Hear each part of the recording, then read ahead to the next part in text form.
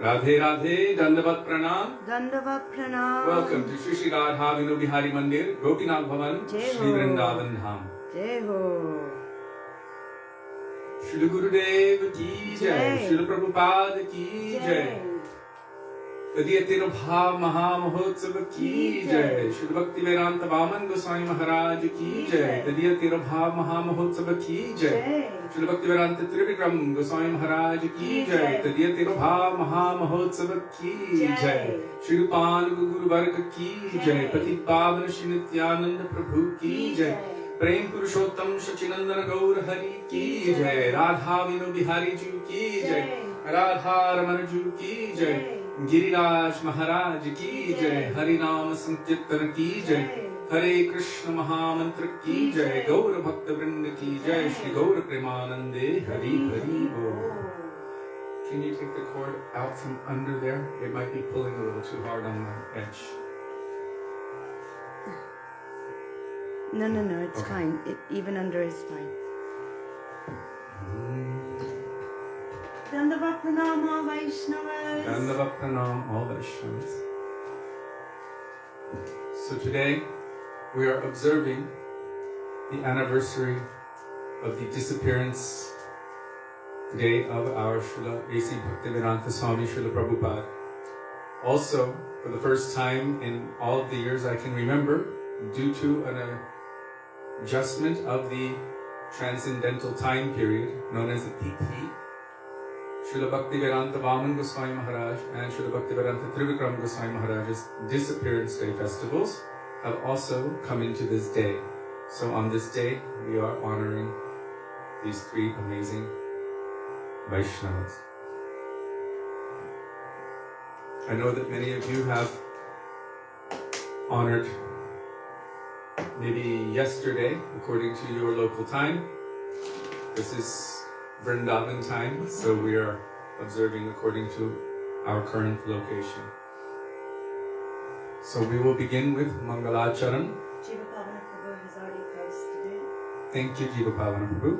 Kandava Pranam. Say, I don't even need to say anything anymore. It's set. But in case you do not have a songbook, just scroll to the most recent post of Jiva Pavana Prabhu, and you will see the bhajans there, along with translations, usually followed by the most amazing, beautiful Harikatha of our Guru Varga.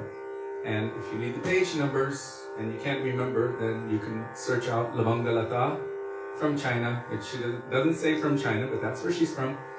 And there she puts the page number that's in this songbook. So we're starting with Mangalacharan, Vandeham Shri Guru Shri Yuta Padakamalam.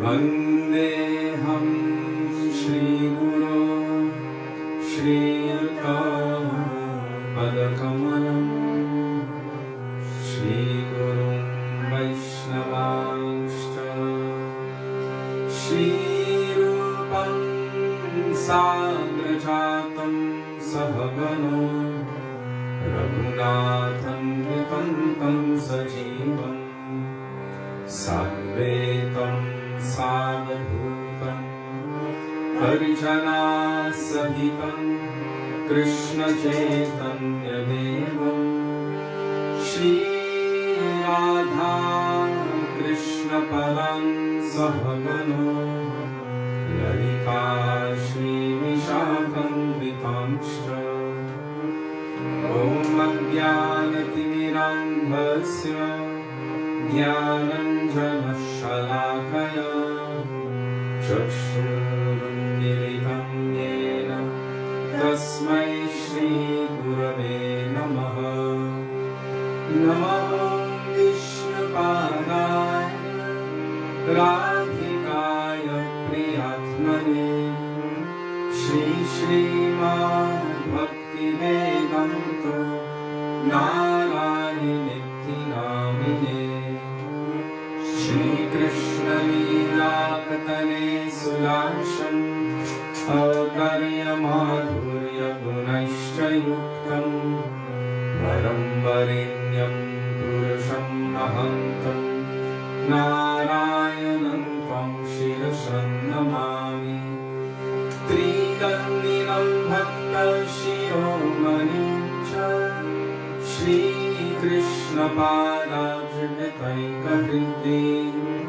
चैतन्यलीलामृतसारसारं नारायणं त्वं सततं प्रपद्ये नमः विष्णुपादाय कृष्णप्रेष्ठाय भूतले श्रीमते भक्तिवेदान्त स्वामी नित्यानामिने नमस्ते सरस्वती देवे गौरवाणी प्रचारिणे निर्विशेष शून्यवादी पाश्चात्य देशपालिने नमः विष्णुपादाय गौरप्रेष्ठाय भूतले श्रीमद् भक्तिप्रज्ञा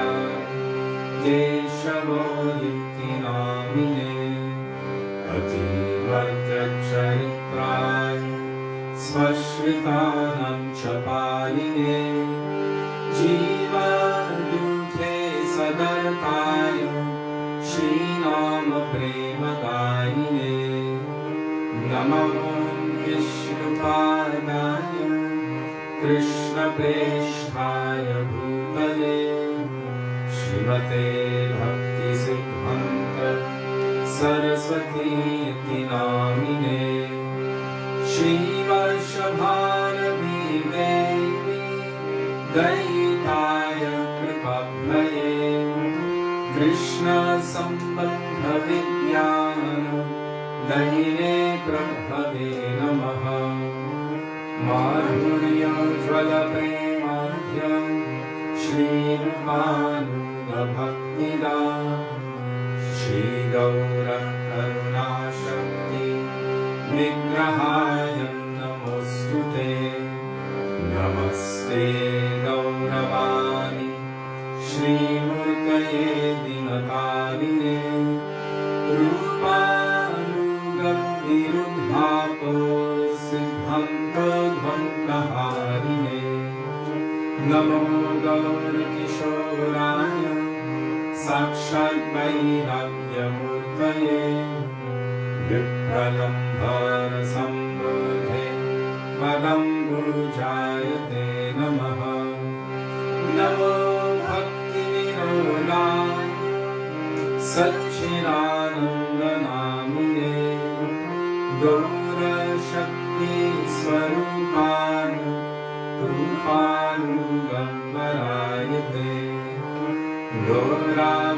गौराविर्भावभूमे स्वं निर्देष्टा सजनप्रिय वैष्णवः सर्वभौमश्री जगन्नाथाय ते नमः वञ्चाकल्पतरुभ्यश्च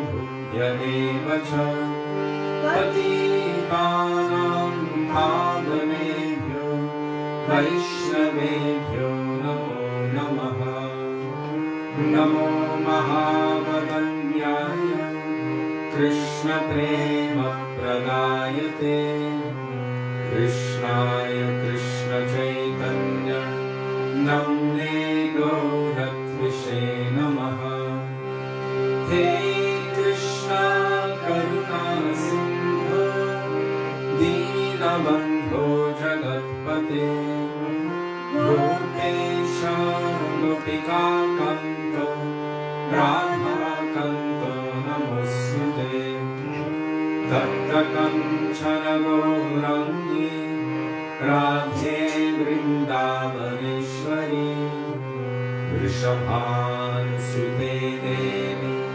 प्रणमामि हरिप्रिये जयतां सुरतो पङ्गो मम मन्दं मतेर्गति मत्सर्वस्वपदं भोजो राधा यद्वृन्दारण्यकल्पद्रुमद श्रीमद्रत्नागारसिंहासनस्थो श्री श्री राधा श्रीलगोविन्ददेव प्रेष्ठानिभिः सेव्यमानो स्मरामि श्रीमन्रसरसारम्भि वंशिवत ततस्थितः हर्षं मे स्वनगोपी गोपीनाथ श्रीस्तु नः वृन्दाय तुलसीदेव्यै प्रियायै केशवस्य च कृष्णभक्तिप्रदे देवी सत्यवत्यै नमो नमः पञ्चतत्त्वात्मकं कृष्णं भक्तरूपस्वरूपकं भक्तावतारं भक्ताख्यं नमामि भक्तशक्तिकम् श्रीकृष्ण चैतन्य प्रभु नित्यानन्द श्री अद्वैत गदाधर श्रीवासदि गौर भक्तवृन्द चेतोदर्पणमार्जनं भवमहालाभग्निर्वापनं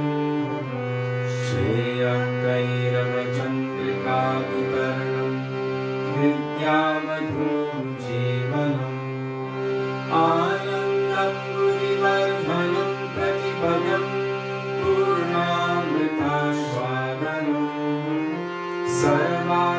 सर्वात्मस्नपनं परं विजयते श्रीकृष्णसङ्कीर्तनम् हरेर्नाम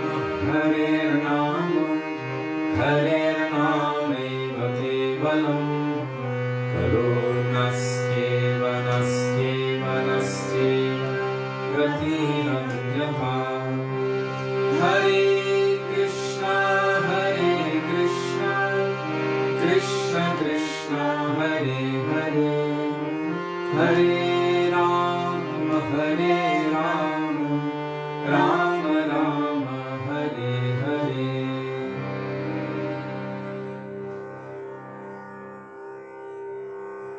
संसार गाvan lalidhaloka.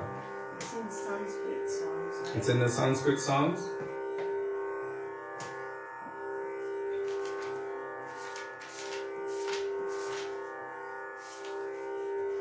Maybe it's in the Sanskrit Ashtakams. Yeah, it's Sanskrit here.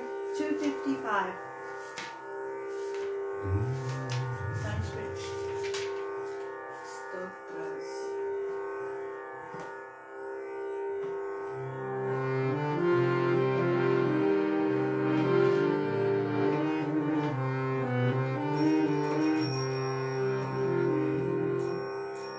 All together slow. Samsaradāvanalidhaloka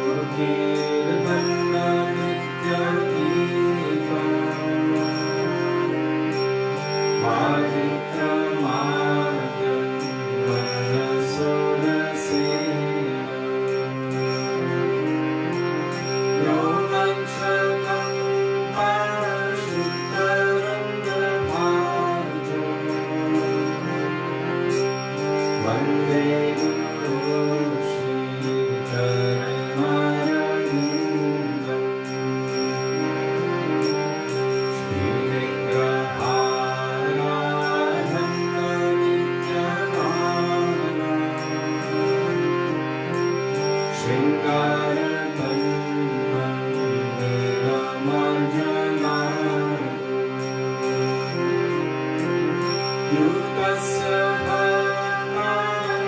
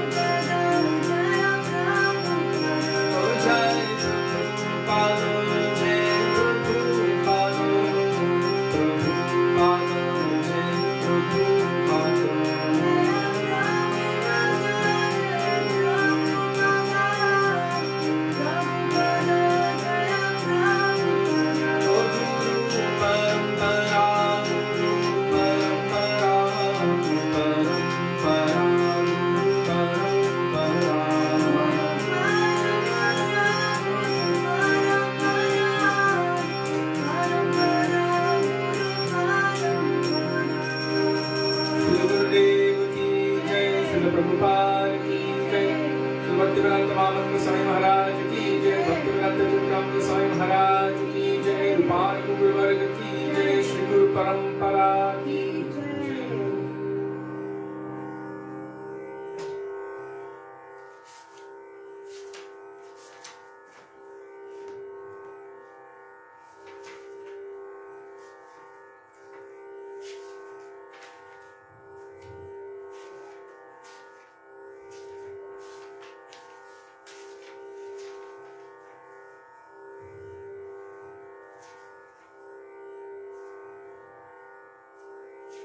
Vibhara Kurunakuru Vaishnava Goshai, page 44 in our songbook, or whatever Jiva Pavan Prabhu posts.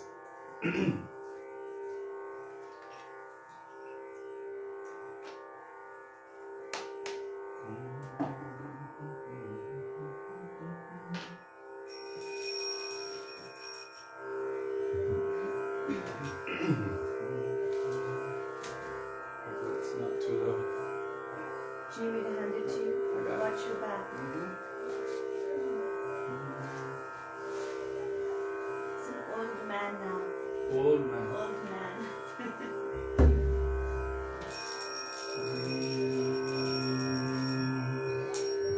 এবারো করুণা করো বৈষ্ণব গোসাই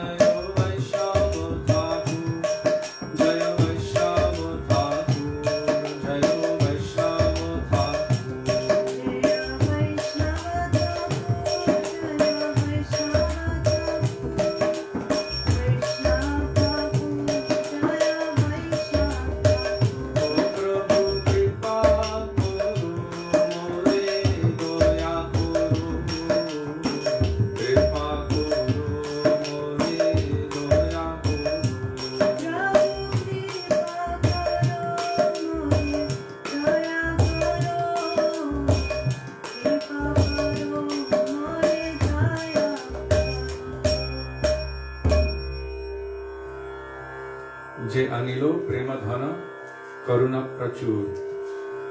This is the bhajan that all Gaudiya Vaishnavas sing on the disappearance of any pure devotee. These days, it becomes a common thing to sing this bhajan, 99, page 99. page 99, when anyone departs. But if you see the qualifications and the quality of the persons who are being referred to in this bhajan by Śrīla Sanātana Thakur, you may understand that it is not meant for any ordinary person. Real separation from transcendental personalities, as Vraj Ramananda told Chaitanya Mahaprabhu, there is no greater pain that I know of other than the separation from the Vaishnavas.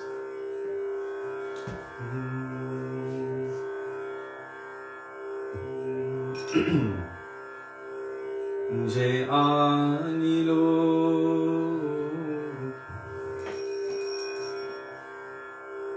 prema vadhano karuna prachu.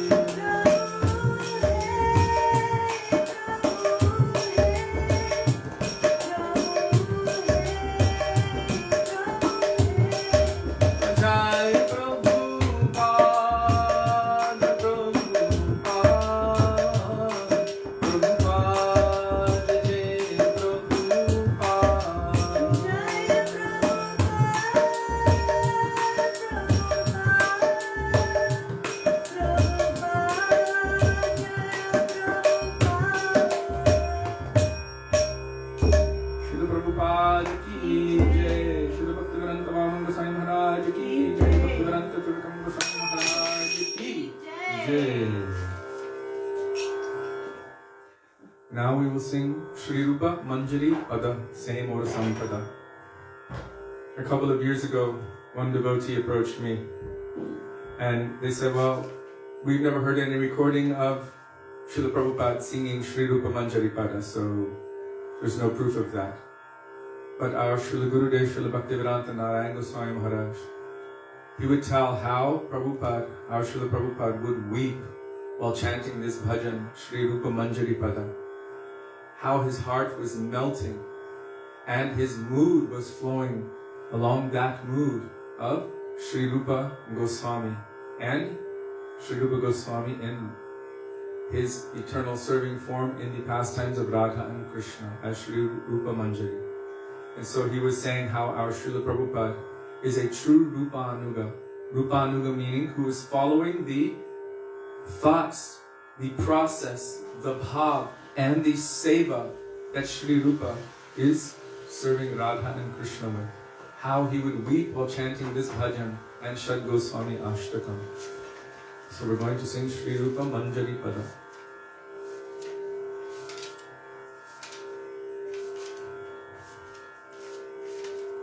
It's just before. Here it is. Practically the Guru Tattva. It's like the Guru Tattva section. Page 50, 50.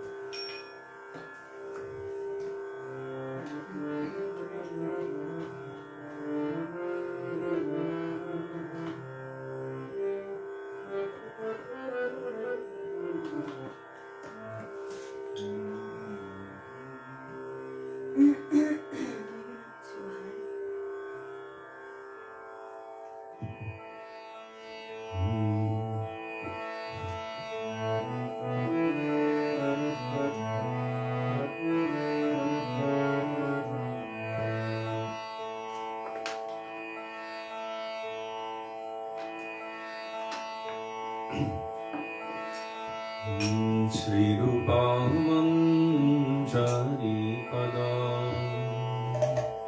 Se Mora Sampada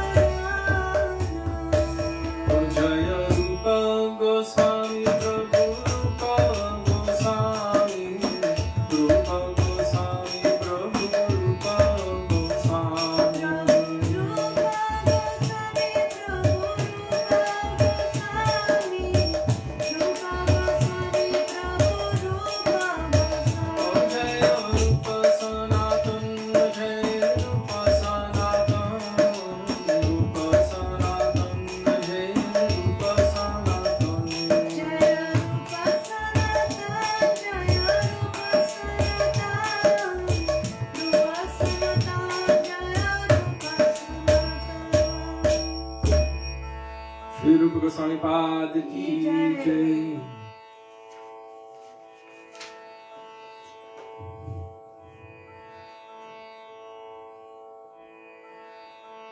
Nitai Gunamani Amar, Nitai Gunamani, page 61. There's a reason I wanted to sing this particular bhajan. If you see the meaning here, it is saying that without discrimination to the wretched and lowly, fallen or sinful, Nityananda Prabhu offers praying to everyone. He broke open that dam. Praying was blocked, it was dammed up, but he broke open that dam and allowed it to flood everywhere, even to those who didn't want it. And our Guru Varga, they have proclaimed emphatically that our Śrīla Prabhupada, Śrīla A.C. Bhaktivedānta Swami Prabhupada, is specially empowered by Śrī Nityananda Prabhu to do what he did in such a short time. He took that Gaura Prem, that Gaura Vani, and he preached it throughout the world in such a short time, making the name of Chaitanya Mahaprabhu, Sachinandan Gaura Hari, a household word, Hare Krishna, a household word, fulfilling the prophecy of Chaitanya Mahaprabhu, fulfilling the prophecy of Bhaktivedānta Thakur, fulfilling the order of his Guru Day, and making all very proud.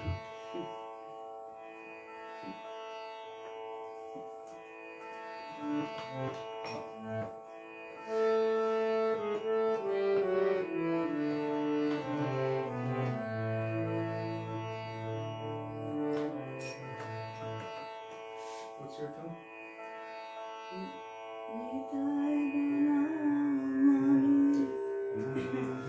You got that? So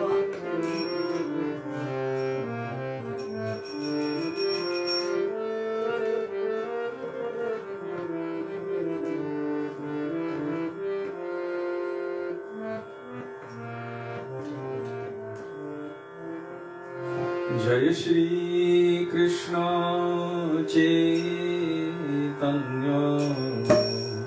Prabhu Nityananda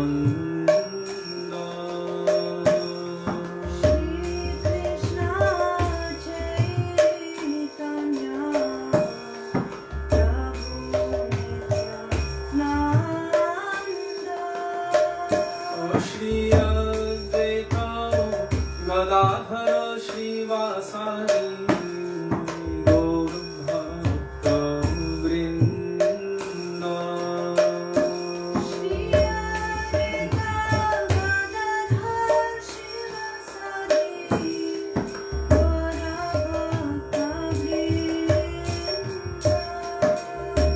Nitai Guna Mani Yama Nitai Guna Mani Nitai Guna Maniyama Nitai Guna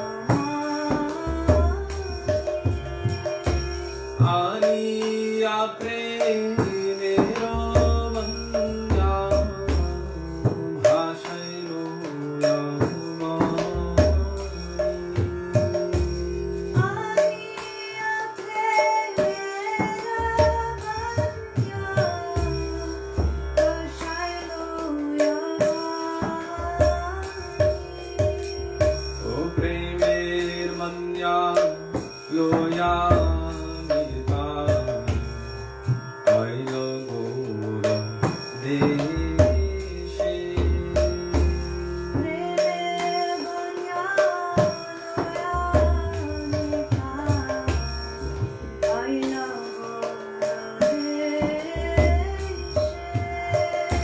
Orubilo Bhakata Gano Dino Dino Bhase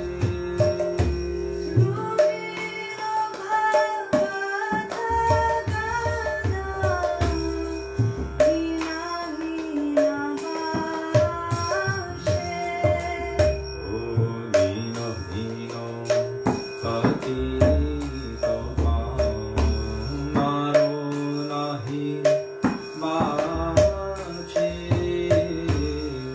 Dino Dino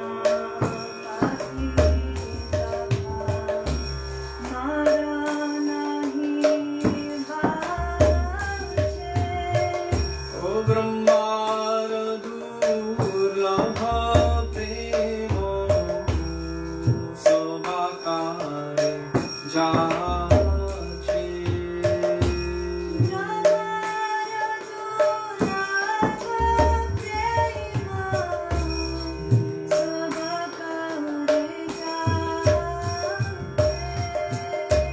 Abadha Karuna Sindhu Katiya Mohano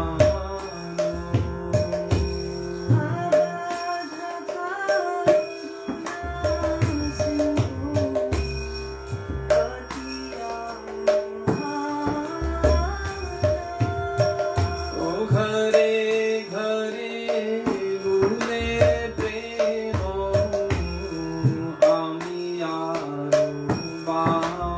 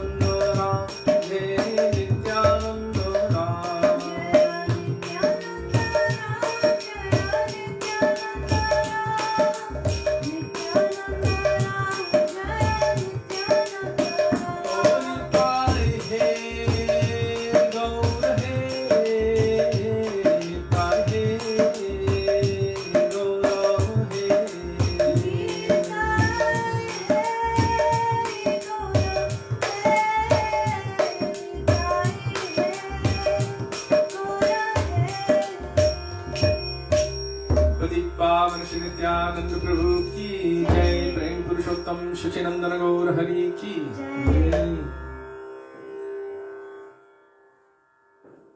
Now we will sing Gauranga Bolite Have Pulaka Sharir in a tune that we've only ever heard our Srila Prabhupada sing it in.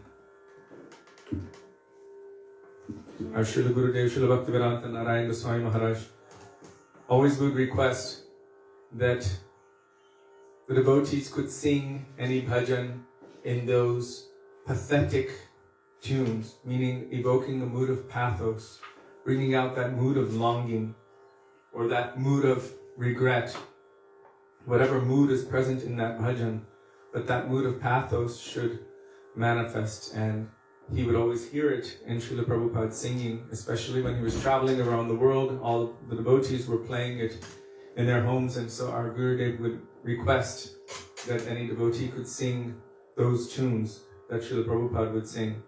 And also, he was very concerned that devotees weren't familiar with the bhajans that Prabhupada himself wrote, and he wanted us to be able to sing those. So later on, we may sing those.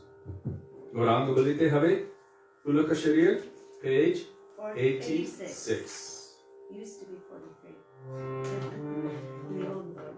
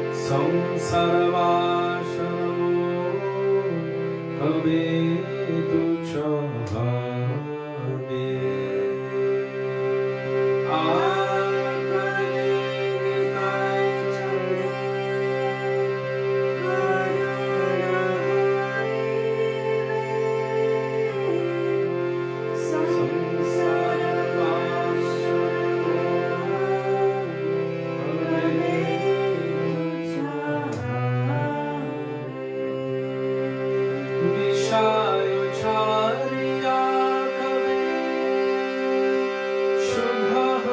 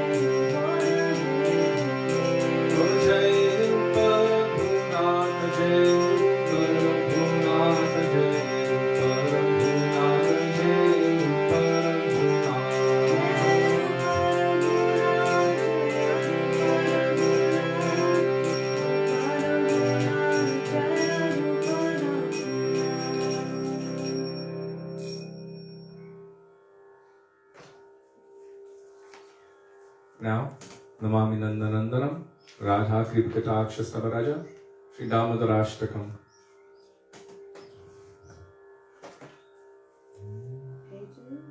Page 289 for Namami Nandanandanam, starting with Sucharu Bhaktra Mandalam. Then 285 for Munindra Vrinda Vandite. The title is Radha Kripkatakshastavaraja. And then 290 for Śrī Dāmodarāṣṭakam, starting with Namamishwaram Sachidananda Rupam.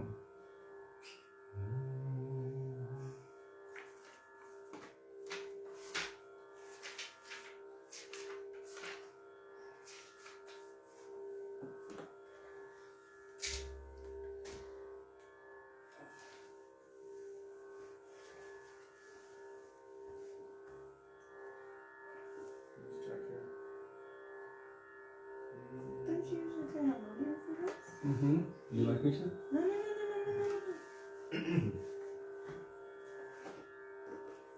Śrī Dāmodarāṣṭakam, page 289. If you don't have the book, scroll to Jiva Pavana Prabhu's most recent post and you will find the bhajan there. Jiva Pavana.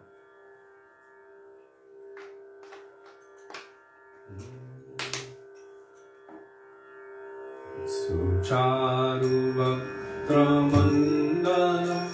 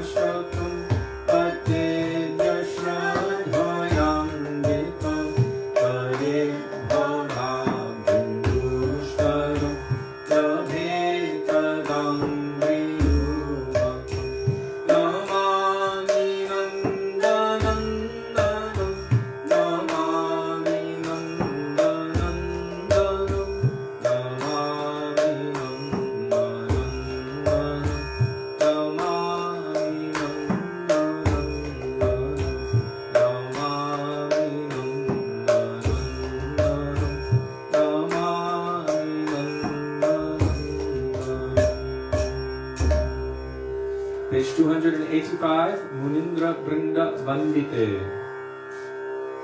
Munindra Brinda. Sorry. He already posted the bhajan. I know, but they have to go back and find it and open it. Okay. And the pages. 285, Munindra Brinda Vandite. Munindra Brinda Vandite.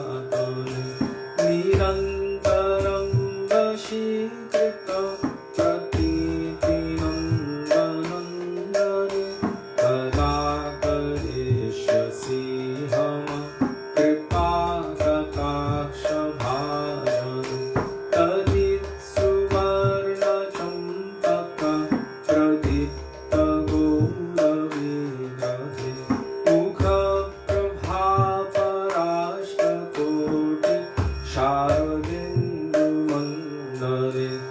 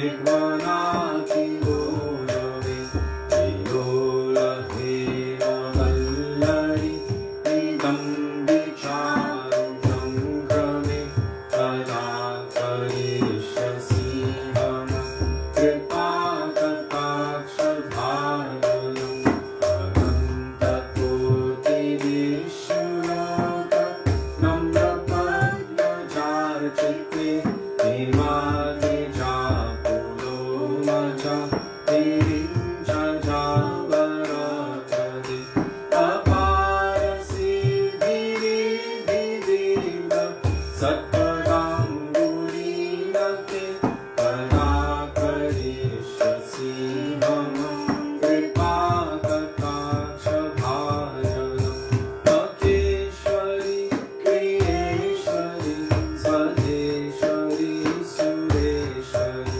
Triveda Bharatishwari Pramana Shashaneshwari Rameshwari Shameshwari Pramodakanudeshwari Rajeshwari Vrajatite Śrī Radhike Namostute Iti Mammadbhutam Stavam Nishamya Bhajanam Devi Karotu Santatam Jaram Kripa Kataksha Bhajanam Bhavittadaiva Sanchita Krirupa Karma Nashanam Bhavittada Vajendra Sura Mandala Pradakarishasi Hama Kripa Kataksha Bhajanam. Now we will sing Śrī Dāmodarāṣṭakam.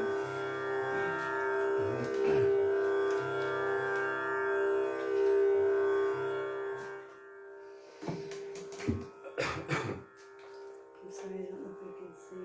It's okay. Can you let a little air in? Let the air. Air in.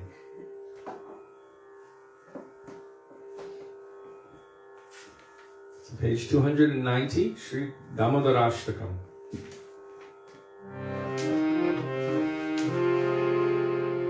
First.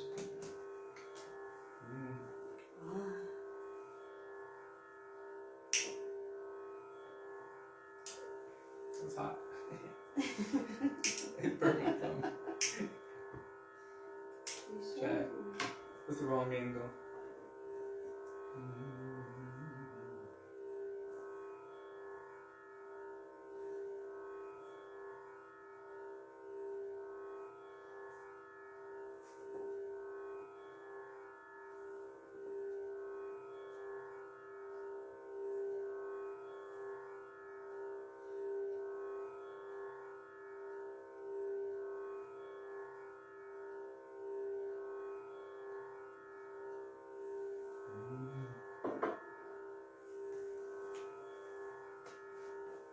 So yesterday we did the Gaudiya tune, now we're doing the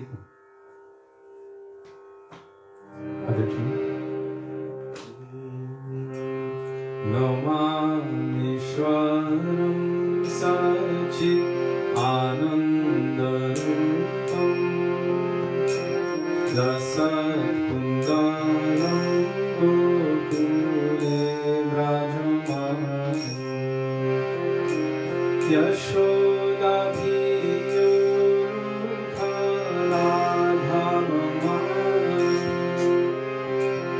Param Vishtam Patyam Pato Drupya Rudantam Hurneto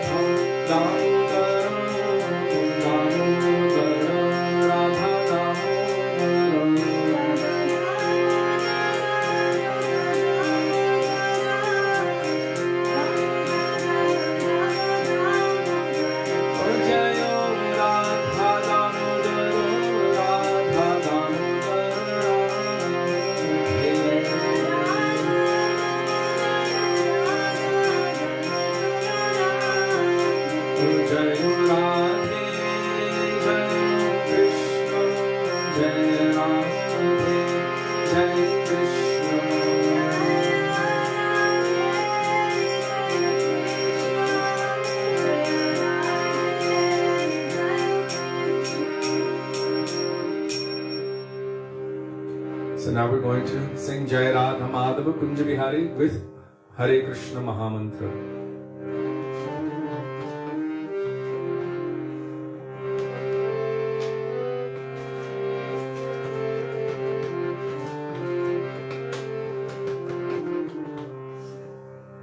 It was no coincidence that Srila Prabhupada chose that bhajan to sing every single day before class.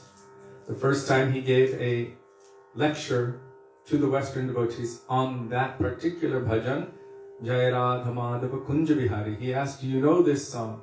Until that time, the devotees were singing it because they had been given the bhajan, but they had very interesting tunes which they created from their heart in enthusiasm to sing the bhajan. Like the Tulsi song, what was that? Jai... Vrindavana. No, Jai Radha Madhava Kunja No, you said the Bihari. Tulsi song. No, the Jai Radha Madhava one. Jai Radha Madhava. Gopi Jana Vallabha Girivaradhari. And then Prabhupada was like, Jai Radha Madhava. And the devotees were like, wow, what is that? And he explained it. He said, this bhajan, this is the mood of the Brajabasis. And he said specifically in that particular purport, his class on Jai Radha Madhava, he said, so this Krishna consciousness movement is how to become one of the Gopi Jan. Gopi Jana Vallabha Girivaradhari. In that same lecture, he was saying, we just finished our Annakut Mahamahotsav, where Krishna lifted Govardhan Hill, and he said, so why is Krishna lifting Govardhan Hill on his little finger? He's showing Indra that defeating you is simply the business of my little finger. And the goal? Already said that. Did you? Wow, how did I miss that?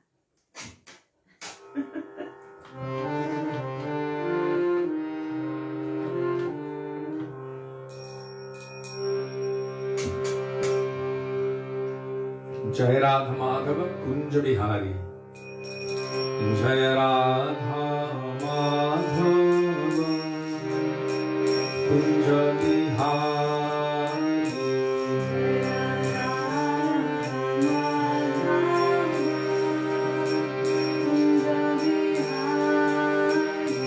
Jai Radha Madhava Kunja Bihari.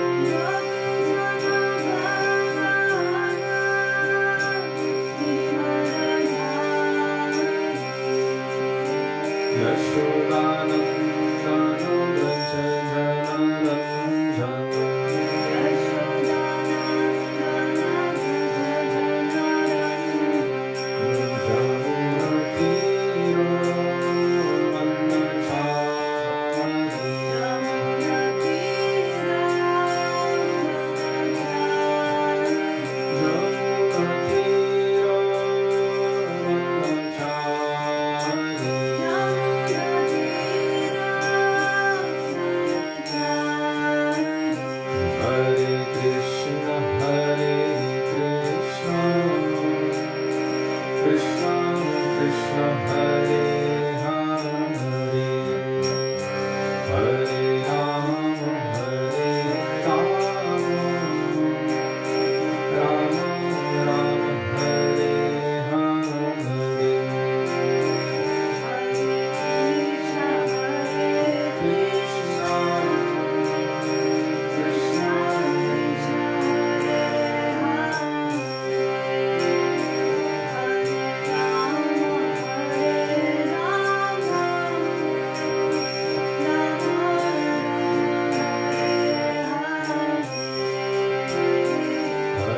Krishna Hare Krishna Krishna Krishna Hare Hare Hare Rama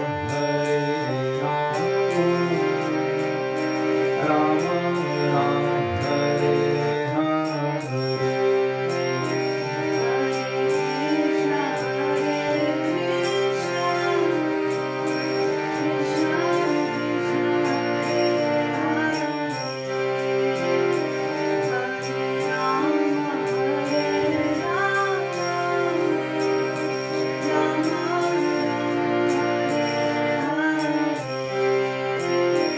Hare Krishna Krishna Krishna Hare Hare Hare Rama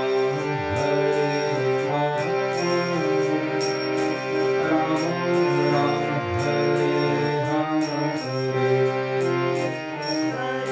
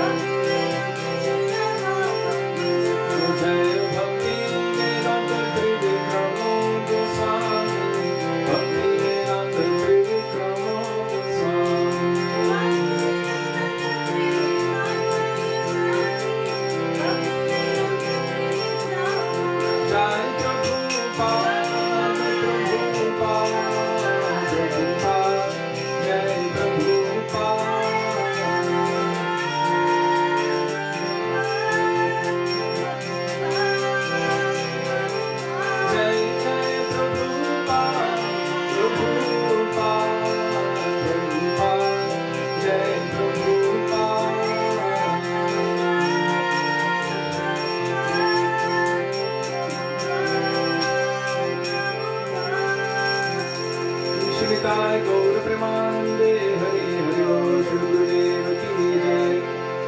Shri Bhaktivedānta Gosvāmī Mahārāja ki Jai, Bhaktivedānta Gosvāmī Mahārāja ki, Shri Bhaktivedānta Swami Shri Prabhupada ki Jai, Rupani Guru Varga ki Jai, Gaura Bhakta Vrinda ki Jai, Shri Gaura Premanande, Hare Hare Bol.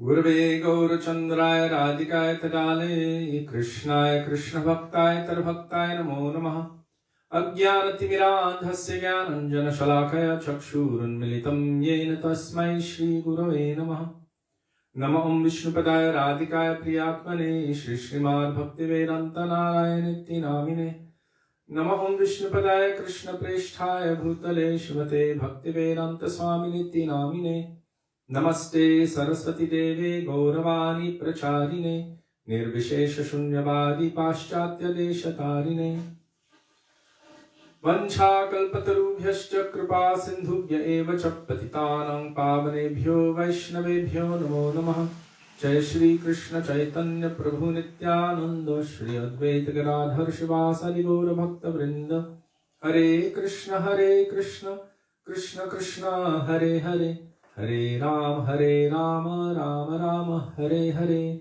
Mukam karoti vachalam pangum langayate giring. Yat kripatamaham vande Shri Gurum Dinatarinam.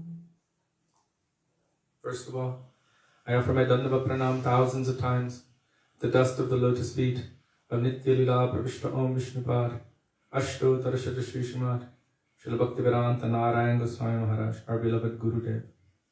And also, on this day, the anniversary of the disappearance of Śrīla Bhaktivedānta Vāman Gosvāmī Mahārāja, I offer my Dandava Pranam thousands of times in the dust of the lotus feet of Nitya Lila Pravishtam Vishnupad Ashto Tarashata Śrīmad Śrīla Bhaktivedānta Vāman Gosvāmī Mahārāja.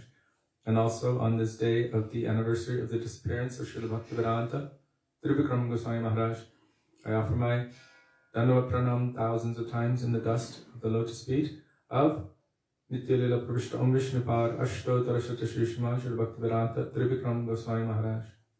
And on this day, the day of the anniversary of the disappearance of our Śrīla Prabhupada, I offer my Dandava Pranam thousands of times in the dust of the lotus feet of Nitya Lila Pravishta Om Vishnupad Ashto Tarashata Śrīmad Śrīla Bhaktivedānta Swami Śrīla Prabhupada, and to all of our Rupanuga, Gauriya, Guru Varga. Also to all Vaishnavas, past, present, and future, including all of you who are present with us today, I offer my Dandava Pranam. Dandava Pranam, dear Vaishnavas, Radhe Radhe, Radhe Shyam.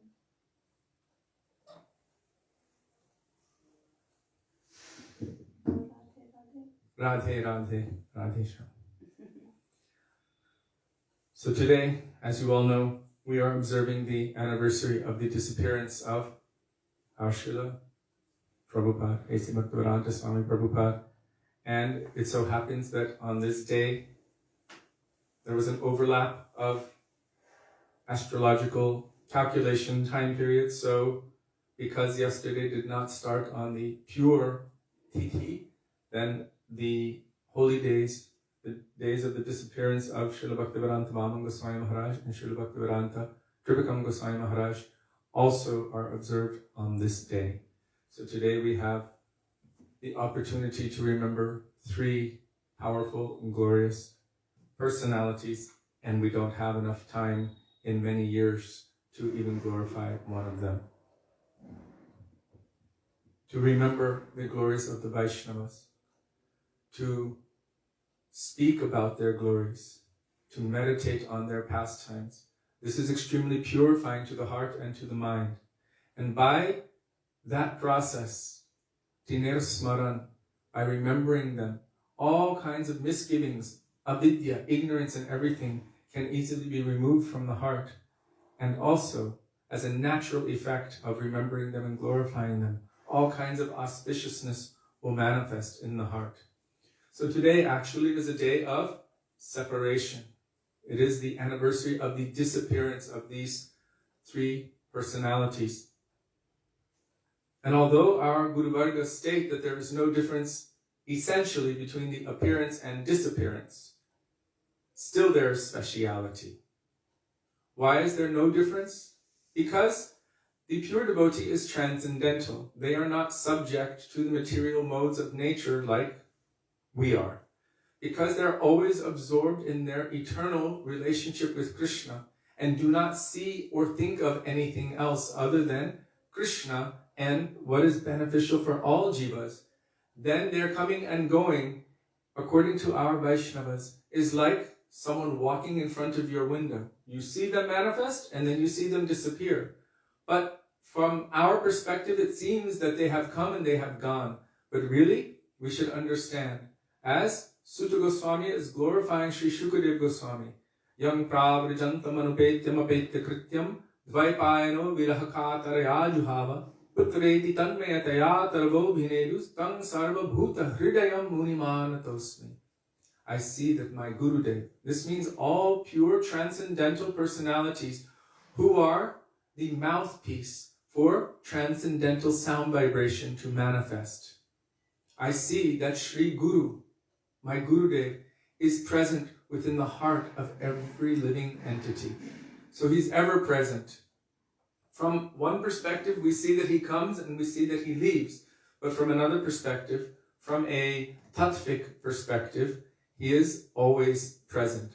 In fact, our Srila A.C. Bhaktivedānta Swami Prabhupada says that it is the eternal function of the spiritual master to rescue the fallen conditioned souls of the material world. So we can understand that this is eternal. And therefore, in this bhajan, Shri Guru Charana Padma, Kevala Bhakati Sadma, there it says, Janme, Janme Prabhu se, birth after birth, you are my Lord and Master. And one devotee even asked our Srila Prabhupada, what does this mean? Does it mean you will keep coming? And he explained that at the time of initiation, Guru makes a vow that I will not stop coming for you until I have rescued you.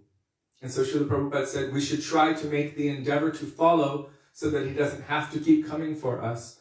But we should understand that not only is there a vow made from the side of the disciple, but there's also a vow made from the side of Guru. And in that bhajan, Thakura Vaishnavagana, Kore e Nivedana, it says that my Gurudev is pulling me out of this material world by my hair. Meaning I'm bound in this material world, suffering the threefold miseries. The first song, the first bhajan that Srila Prabhupada requested all of the Vaishnavas, all of the devotees to sing every single day, was actually the song to the spiritual master. Why? Because first of all, one must worship Sri Guru. And then and only then will Krishna even consider accepting our service. Pratamam tu gurum pujam, anyata nishphalo bhavet. First of all, you worship Guru, otherwise everything is considered fruitless. So Srila Prabhupada understood all of that perfectly, and he engaged his disciples to first of all sing Sangsara Dava Nalalidhaloka Tranaya Karunya Ghana Ghanatvam Praptasya Kalyana Gunarnavasya Vande Guru Shri Charanarvindam. I offer my obeisances to such a spiritual master. Really? Vande Guru Shri Charanarvindam is not just offering obeisance. It means I am obeying. So obeisance really means to obey or to follow the instructions of the spiritual master. Make the words of the spiritual master one with my heart. The words of the spiritual master, the instructions of the spiritual master are my life and soul. And what is this verse saying? This is very essential. Today is Guru Day, really. It's a day of Guru Tattva, in remembrance, in separation. That this material world is compared to a blazing forest fire. Our Srila Gurudev, Srila Bhaktivedānta, Nārāyaṇa Gosvāmī Mahārāja has also compared it to an ocean of oil that's on fire, a very hot fire which is difficult to put out. but any a blazing forest fire. So in the purport of this bhajan, Srila Prabhupada is describing this blazing forest fire. That the forest fire is coming from all directions and the animals are running here and there trying to escape, looking for any shelter, any water. No amount of fire brigades can put out this fire. No amount of buckets of water can put out this fire. It's too big, it's too intense. And all the animals are running here and there. This is the nature of all of us in this material world, rotating through unlimited forms, birth, disease, old age, and death, through samsara, through this cycle, this repetition of birth and death. So this fire is coming from all sides. At a certain point, when we realize that it is hopeless on my own, I cannot put out this fire, I have no capacity and this fire is coming from all directions for me. At what point? At that point, we can only pray. And that prayer from the place of sincerity, from a place of, what is the words used in Jaiva Dharma? Chapter, or I can't remember what chapter. Extreme anguish. That prayer from the point of extreme anguish is felt, heard by Krishna.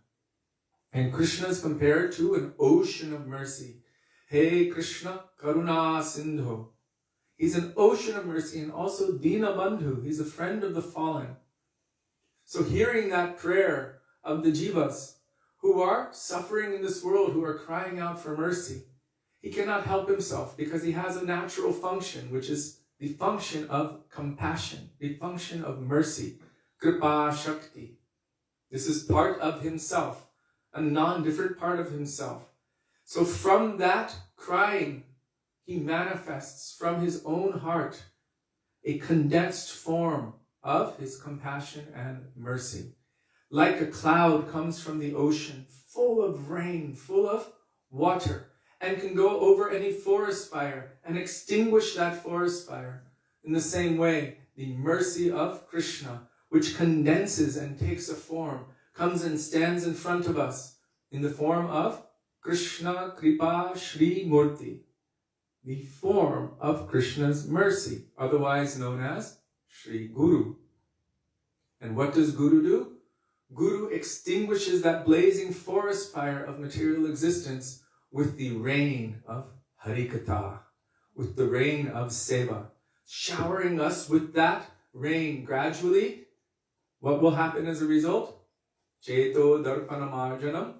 Our heart will become cleansed, and the blazing forest fire of material existence will be extinguished. Bhavamaha Davagni Nirvapanam. So it's important and essential to speak about what Guru is when we speak about Guru Day. Not Guru Dev, also Guru Dev, but Guru Day. The day of so many transcendental and divine personalities. What is symptomatic of a divine personality? They are completely obsessed with and absorbed in Krishna 24 hours a day without the slightest tinge of attraction to anything of this material world whatsoever. You see that they're always absorbed, constantly, in serving Guru, Gauranga, Radha and Krishna. And because they have actually tasted that nectar, tunde tannavani ratingutanate tundavali labdhaye, how much nectar is possessed within these two syllables, Krishna. I require millions of ears to drink that nectar, millions of tongues to taste that nectar. How is it that anything of this material world can ever attract them? So Srila Prabhupada writes in his commentary or in his translation to the verse, Tasmad Gurum Prapadyeta Jigyasu Shre Uttamam Shabde Pare Chanishnatam Brahmanyupasamashrayam. Really, that last line, they are completely absorbed in constant thought of Parabrahma Shri Krishna, the Supreme Absolute Truth. And then he writes, for whom the material world holds no charm whatsoever. This is the qualification for that high-level Guru, that person who can rescue us from this blazing forest fire of material existence. Only someone who is liberated can truly liberate the bound. We are bound. Only someone who is not bound can free us. So this is the qualification for Shri Guru, the main qualification. Completely surrender to Krishna. By this, they have no attraction to anything of this material world. So, I just want to say a couple words first about Śrīla Bhaktivedānta Gosvāmī Mahārāja and Śrīla Bhaktivedānta Gosvāmī Mahārāja. Just a few. And maybe tomorrow or the next day, depending on where we're going and where we're going to be and what holy days it is, we will elaborate on some of their glories more. And I'm saying some because actually it is considered audacitous. Even Krishnadas Kaviraj Goswami in Sri Chaitanya Charitamrita, he condemns himself for the audacity to try to glorify the transcendental personalities because their glories are unlimited. And he's feeling himself so minuscule, so limited, that what audacity do I have to even make that endeavor? But for my own purification, I must make that endeavor. So he's showing by his own example, he's trying, but he's acknowledging that their glories are unlimited. And especially our Rupanuga Guru Varga, who are coming in the line of Rupa Goswami with those same moods, those same bhavs. It is said in Bhaktivedānta Thakur is writing it in Radha Bhajane Jadi Matinahi Bhela that Radha Dasira Krishna Sarva Vede Bole. All Vedas are saying that Krishna becomes the property of the maid servants of Srimati Radhika. So if Krishna himself is becoming their property, then how great are their glories? How expansive are their glories? Their glories are unlimited. So, just a few words about Śrīla Bhaktivedānta Gosvāmī Mahārāja. He joined the mutt of Śrīla Bhaktisiddhanta Saraswati Thakur Prabhupada when he was very, very young. He came with his parents. He was so young and they offered him, 8 years old, they offered him unto Śrīla Bhaktisiddhanta Saraswati Prabhupada. From that time, he completely dedicated his life in service. He was initiated with Harinam from Śrīla Bhaktisiddhanta Saraswati Thakur Prabhupada. And very soon after that, actually almost immediately, Śrīla Saraswati Thakur gave him under the care of Śrīla Bhakti Pragyan Keshava Goswami Maharaj, who at that time was still Vinod Bihari Brahmachari. So, just like Chaitanya Mahaprabhu, when Raghunath Das Goswami came to him, he immediately gave him in the care of Śrī Dāmodara Goswami. In the same way, Śrīla Bhaktisiddhanta Saraswati Prabhupada gave this Sajjan Sevak Brahmachari under the care of our Param Gurudev, Śrīla Bhakti Pragyan Keshava Goswami Maharaj. When our Gurudev speaks about him, Śrīla Bhaktivedānta Goswami Maharaj, he said he used every moment of his energy in service. There was no service that he wouldn't or couldn't do. He was always ready to jump on any seva. And his Gurudev, means our Param Gurudev, who gave him Diksha, will tell how, he always knew that he could entrust him to any service. And Śrīla Bhaktivedānta Goswami Maharaj would accept that service and do it dutifully and perfectly every time. He had a very rare ability, which is known as Shruti Dhara. Means anything that he could read, he would remember immediately and he would remember forever.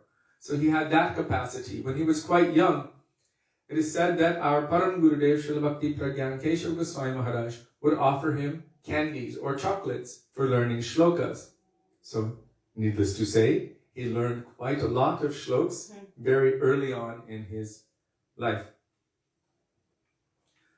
Once upon a time, after the breakup of Gaudiya Math, after the disappearance of Śrīla Bhaktisiddhanta Saraswati Thakur Prabhupada, in India, there's a thing that you can do where you make an accusation against someone and at least for 2 weeks, you're guilty until proven innocent, which means they will take you and all of the members of your ashram, bring you to prison, lock you up for 2 weeks, and lock the main door of your temple, which they did to our Param Gurudev, Śrīla Bhakti Pragyan Keshava Goswami Maharaj, and all of the devotees present, except for the young boy, Sajjan Sevak Brahmachari.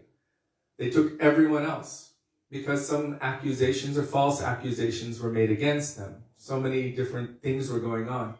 So at that time, there was no one to cook for all of the Vaishnavas who were put in prison. There was no one to look after Thakurji, and there was no one qualified. In order to look after installed deities, one must have received Upanayan Sanskar, which is Brahman or second initiation.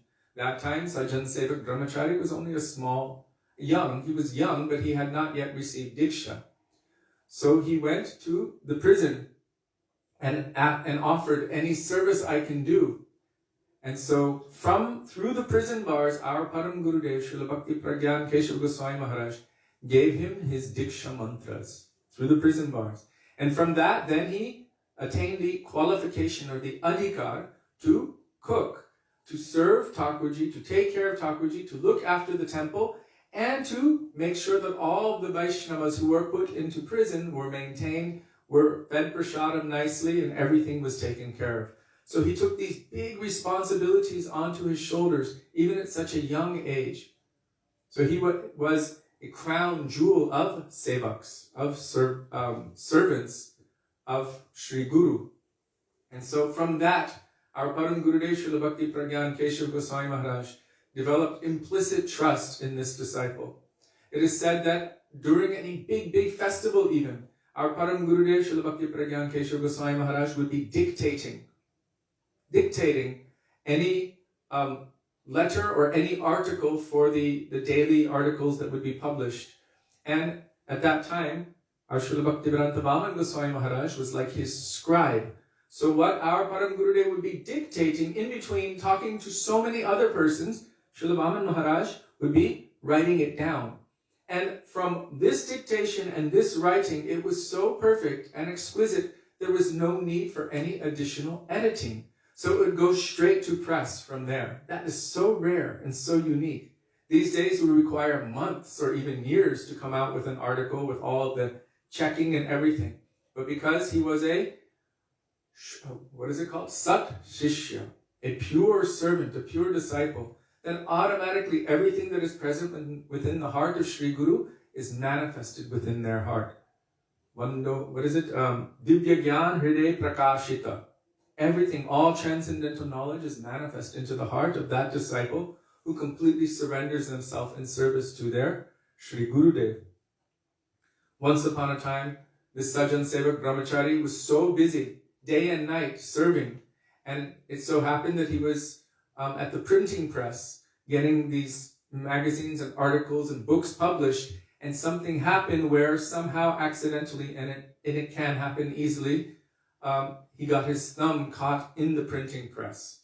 And when that happened, there was a lot of damage, of course, and a lot of blood. And when our Param Gurudev Bhakti Pragyan Keshav Goswami Maharaj discovered what happened, immediately he ran to that place. He was weeping for his disciple. And our Srila Gurudev Srila Bhaktivedānta Nārāyaṇa Goswami Maharaj, he explained that you can understand how deep the relationship is between Guru and disciple if Guru weeps for his disciple like this. So it was such a deep and intimate relationship. And of course, our Param Gurudev made sure to take care of everything for this Srila Bhaktivedānta Vāman Goswami Maharaj. One thing our Srila Gurudev said about him, and this is very important and essential. So many people, they look, oh, there's Srila Bhakti Pragyan Keshav Goswami Maharaj, then there's our Gurudev, but they don't understand that after Srila Bhakti Pragyan Keshav Goswami Maharaj, the Acharya of his temple was Srila Bhaktivedānta Vāman Goswami Maharaj. And our Gurudev saw him as his own Shiksha Guru, but also they were so close, one in heart. And our Gurudev would say that we are like one soul in two bodies. How near and dear they were. So we should understand how much respect and honor our Srila Gurudev had for Srila Bhaktivedānta Vāman Goswami Maharaj. And he was quite upset when some were actually neglecting Srila Bhaktivedānta Vāman Goswami Maharaj, basically jumping over his head to the next one who would come after him. And our Gurudev said, I like to see in the parampara that my Gurudev, Srila Bhakti Pragyan Keshav Goswami Maharaj, then Srila Bhaktivedānta Swami Maharaj, our Srila Prabhupada, then Srila Bhaktivedānta Vāman Goswami Maharaj, we don't have enough space here, then, of course, our Gurudev. So he wanted us to have it like that. I just read it today. So definitely we need another picture, which I will have to arrange at one time or another. So Śrīla Bhaktivedānta Gosvāmī Mahārāja, very deep, very learned, and very near and dear to all Vaishnavas. His mood was so magnanimous. He didn't like to become involved with all of the politics of everything, but someone had to. So our Gurudev would take care of those things. Śrīla Bhaktivedānta Trivikram Maharaj would take care of those things. And Śrīla Bhaktivedānta Gosvāmī Maharaj, Śrīla Bhaktivedānta Bharati Maharaj explained that Śrīla Bhaktivedānta Gosvāmī Maharaj, he would say something that you can see everything and hear everything, but don't say anything. And then he explained why. A lot of devotees take this out of context, and therefore all kinds of terrible things go on in the name of Krishna Bhakti or in the name of Guru, because no one says anything. They're, oh, but Śrīla Maharaj said we shouldn't say anything. No, that's not what he meant. We should understand what the pure devotee means, especially in situations like this, through the vision of another pure devotee. So Śrīla Bhaktivedānta Bharati Maharaj explained that Śrīla Bhaktivedānta Vaman Maharaj explained that these days no one has proper respect for anyone.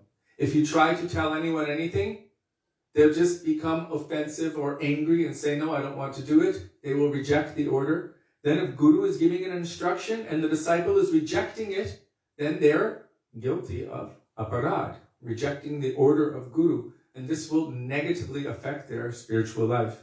So Śrīla Bhaktivedānta Gosvāmī Maharaj, he made that statement that you can see everything and hear everything, but basically it's not worth saying anything because there's no one giving proper respect anymore. Whether one is a senior, whether one is your guru, whether one is more qualified in bhakti or not, there's no proper respect anymore, so better not to say anything. And so he just reverted to his room, taking shelter of Harinam Prabhu, meditating on the sweet pastimes of Sachinandan Gaura Hari, Shri Radha and Krishna. So we will speak more about him on another day. Śrīla Bhaktivedānta Gosvāmī Mahārāja ki jai, Tadyatirabha Maha Mahotsava ki jai.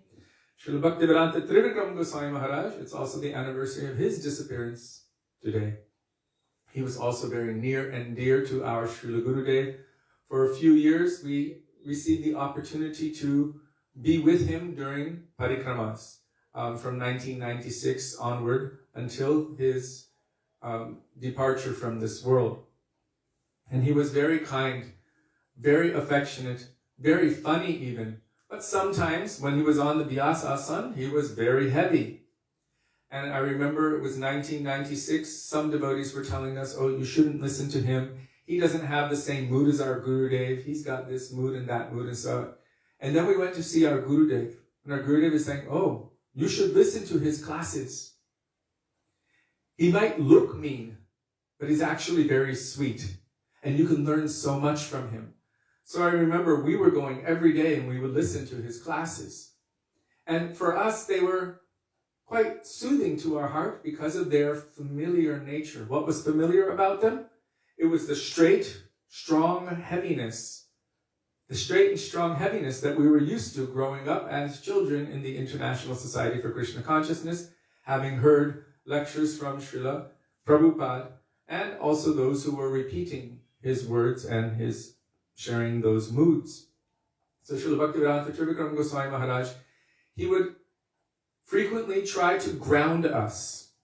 Some of the devotees would misunderstand or take things a little bit too much for granted and be floating in this idea that I'm like in Raganuga Bhakti or Rupanuga, and I don't need to follow rules and regulations. And Srila Bhaktivedānta Trivikram Maharaj, he would just put our feet back on the ground. He would say, oh, you're spending so much time, so much money, so much everything on yourself and your family and your friends and your own maintenance. How much are you giving for Krishna? He said, what is the proof of your devotion? If you were on this side and Mother Yashoda's on this side, and both of you were calling, Krishna, come for lunch, which way would Krishna run? And he said, how to test your resolve in bhakti. He said, if I told you right now that Krishna was dying in separation from the gopis in the fields of Vrindavan, what difference would it make to you? We're like, yeah, we hear it all the time, but how much of a difference does it make? And he said, but if I told you right now that your wife was just hit by a bus just now, you would go running in that direction, oh, my wife, like this. So he had this way of having us introspect so that we didn't behave in the realm of pretense, that we could have our feet firmly planted on the ground, but we could aspire toward our goal. And sometimes it seemed that he was different from our Gurudev. Why? Because our Gurudev would be speaking during Kartik about the glories of Srimati Radhika and her superlative love and affection for Krishna beyond all others. And then Srila Chirvikram Maharaj would go, but according to the definition of pure love by Rupa Goswami, Anyabhilashita Shunyam, technically, what is favorable for Krishna for his happiness, pleasure, and benefit, you would think that Chandravali is pleasing in serving him more. Radhika makes Krishna run after him and weep and put his flute and all of this on the ground. Chandravali never does anything like that. She's always serving and pleasing Krishna. So I think her love is greater. Whoa. Gurudev would become like fire. He would sit up and he would start roaring, be quiet, like this, and he would start having an exchange. So Srila Chirvikram Maharaj seemed that he was speaking opposite, but those who understood the context of the conversation could see that he was just goading. You know this word, goading? Inspiring our Gurudev to come up and boldly roar like a lion, glorifying Srimati Radhika's love above all others.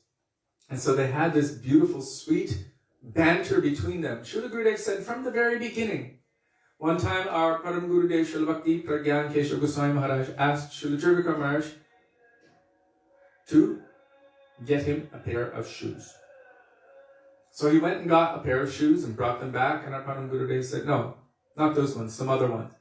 Then he went again and came back, 4 or 5 times. And our Param Gurudev was like, no. And then Param Gurudev asked our Srila Gurudev, you go get me a pair of shoes. And he went and got the exact same ones that Chirvikram Maharaj got the first time. And our Param Gurudev was like, oh, very good. Like this. So there was so many different interactions. And our Gurudev and Srila Chirvikram Maharaj would always banter back and forth. One thing I remembered specifically, I think it was 1996. We went to Ram Ghat. Jaya Rama Ghat Jaya Rohini Nandan. This is the place of Balaram's Rasa Leela pastimes, where Balaram dragged Jamuna in with his plow. So we went to this place, and the apparent argument was going on for quite a long period of time. It was taking sometimes days, and they wouldn't really resolve it. This whole interaction was going on. And I was starting to actually think, oh, Chirvikram Maharaj is different than Gurudev. His mood is very different. But anyhow, I was just watching, because they would keep laughing as they were talking. And so we were there at Ramghat, and Chirvikram Maharaj kept on his point about Chandravali being superior, and Gurudev was keeping very strongly on the superiority of Srimati Radhika. And then a small group went to Jamuna to take Achman, and I happened to follow them at that time. I think most of the other devotees were taking prasad at the time, but I followed them. And maybe only 10 devotees were there at that time. And they took their Achman, and Chirvikram Maharaj kept trying to make his argument, and he moved a little slower than Gurudev. He needed a cane. He was trying to make his argument, and Gurudev looked back at him, and he said, anyhow, all of them came here to hear me speak, not you. And he turned around and walked away. Chirvikram Maharaj was just laughing and shaking his head like this. And then one of the next locations we went to was Biharban. And there Srila Chirvikram Maharaj began singing, I think it was Radhe Jai Jai Madhavadaite, or... No, it was Radhe Jai Jai Madhavadaite. And as he was singing Radhe Jai Jai Madhavadaite, tears were flowing from his eyes, and he was weeping in such a mood. And I was like, oh, okay. Mm-hmm. I saw this other side. He was playing some game with Gurudev to bring this out, but we saw his mood so deep and so much attachment, so much affection for Śrī Radha Madhava. So, and one little katha, quick one. Do you want to tell it? About when you were in the room with him? Okay. So, once Sudevi and Anuradha, they were in Sri Keshav Gaudiya Math in Mathura, and Srila Tirukara Maharaj, he was sitting in his room, and he saw them walking by, and he said, "Hey, come here." And they were like, "Huh?" So they went, they offered pranam, they went into his room, and he gave them prasadam, and then he started asking questions. Why do you want to love Krishna? And they were like, because he's beautiful. He said, that's for you. Why do you want to love Krishna? They gave so many reasons. And finally they said, because Gurudev told us to. And he said, that's not good enough. He said, why do you believe him? Yeah, why do you believe him? And then he was like, so why do you want to love Krishna? And they were like, oh, look, Sudevi said, there's my husband, Kishori Mohan. He's like, Kishori Mohan, come here. And I was like, oh my God, what did I just get into? So I went and offered my pranam in front of him. And he said, why do you want to love Krishna? And I had already heard the conversation. I was like, I'm not going to win this conversation. And so I said, I don't know, Mahārāja, please tell us. He said, because it is your nature. So simple. Because it's your nature to love Krishna. So he said, if you give any other reason, then there's a condition for it. What if he wasn't beautiful? What if he wasn't, something that met with your standard? Then would you not love him? He said, you want to love Krishna because it is in your nature to love Krishna. And so these kinds of things. Oh, then he just lathered us with prasadam. He was so kind, so affectionate, and so caring. So we can speak more about Srila Bhaktivedānta Tirukara Maharaj another day. Today is also for us very, very important, special day, the anniversary of the disappearance of our Srila A.C. Bhaktivedānta Swami Srila Prabhupada. And so we would like to spend the remainder of our time this evening remembering his glories, his teachings, the lessons that he's given us, the nishta that he has for his Gurudev Srila Bhaktisiddhanta Saraswati Prabhupada. So, for us, this is a very important and powerful day. And I would like to request Sudevi to come forward and speak and offer her Shraddha Pushpanjali to our Srila Prabhupada first and foremost, as our Srila Gurudev would.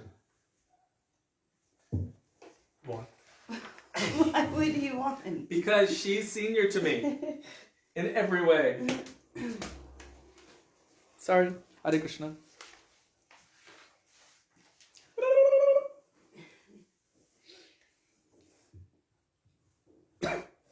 Ajnanatirmirandasya Jnananjana Shalakaya Chakshurunmilitam Jena Tasmai Shri Gurave Namaha Vanchakalpatarubhyascha Kripa Sindhubhya eva cha Patitanam Pavanebhyo Vaishnavebhyo Namo Namaha. So I was sitting here thinking that there are so many extraordinary Srila Prabhupada's disciples that join us every day, like Jiva Pavana Prabhu, Banki Bihari Prabhu, and Govinda Rupini Didi, Raktambar Prabhu, so many that come and they join us and encourage us, even though we're their babies, we're their children. But yet they always encourage us, and we see that through 40, 50 years, they've never given up their chanting, they've never given up their Gurudev and the path of bhakti, and they are our inspiration. And so before I begin, I ask their blessings and their mercy, because without that, how can I come close to the feet of Srila Prabhupada?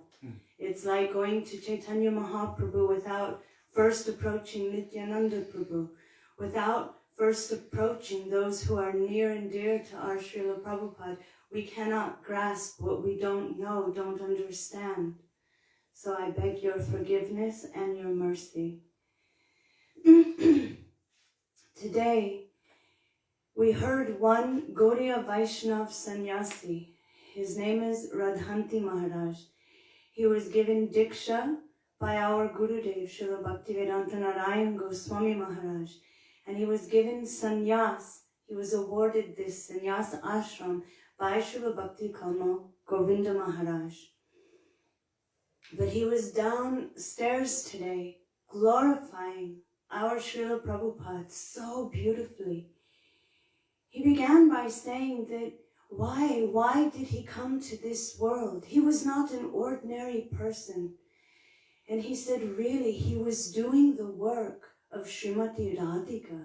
He was doing the work of Chaitanya Mahaprabhu. How? And then he began to explain that Srimati Radhika can never outwardly call out the name of Krishna. She's always in the house of her mother-in-law. She's always being watched by other little gopi spies. Everyone is everywhere watching her. So she can't fully call out the names of Krishna. And then he began, so this is why Chaitanya Mahaprabhu came, so he could do that. And she sent our Srila Prabhupada to come and to call out and chant the names of Krishna, because that is the deepest desire of her heart. And so our Srila Prabhupada fulfilled that prophecy. Our Gurudev always said this. He fulfilled that prophecy that Chaitanya Mahaprabhu proclaimed, my name will be chanted in every town and village. Our Srila Prabhupada is that personality who gave that. This is not an ordinary thing.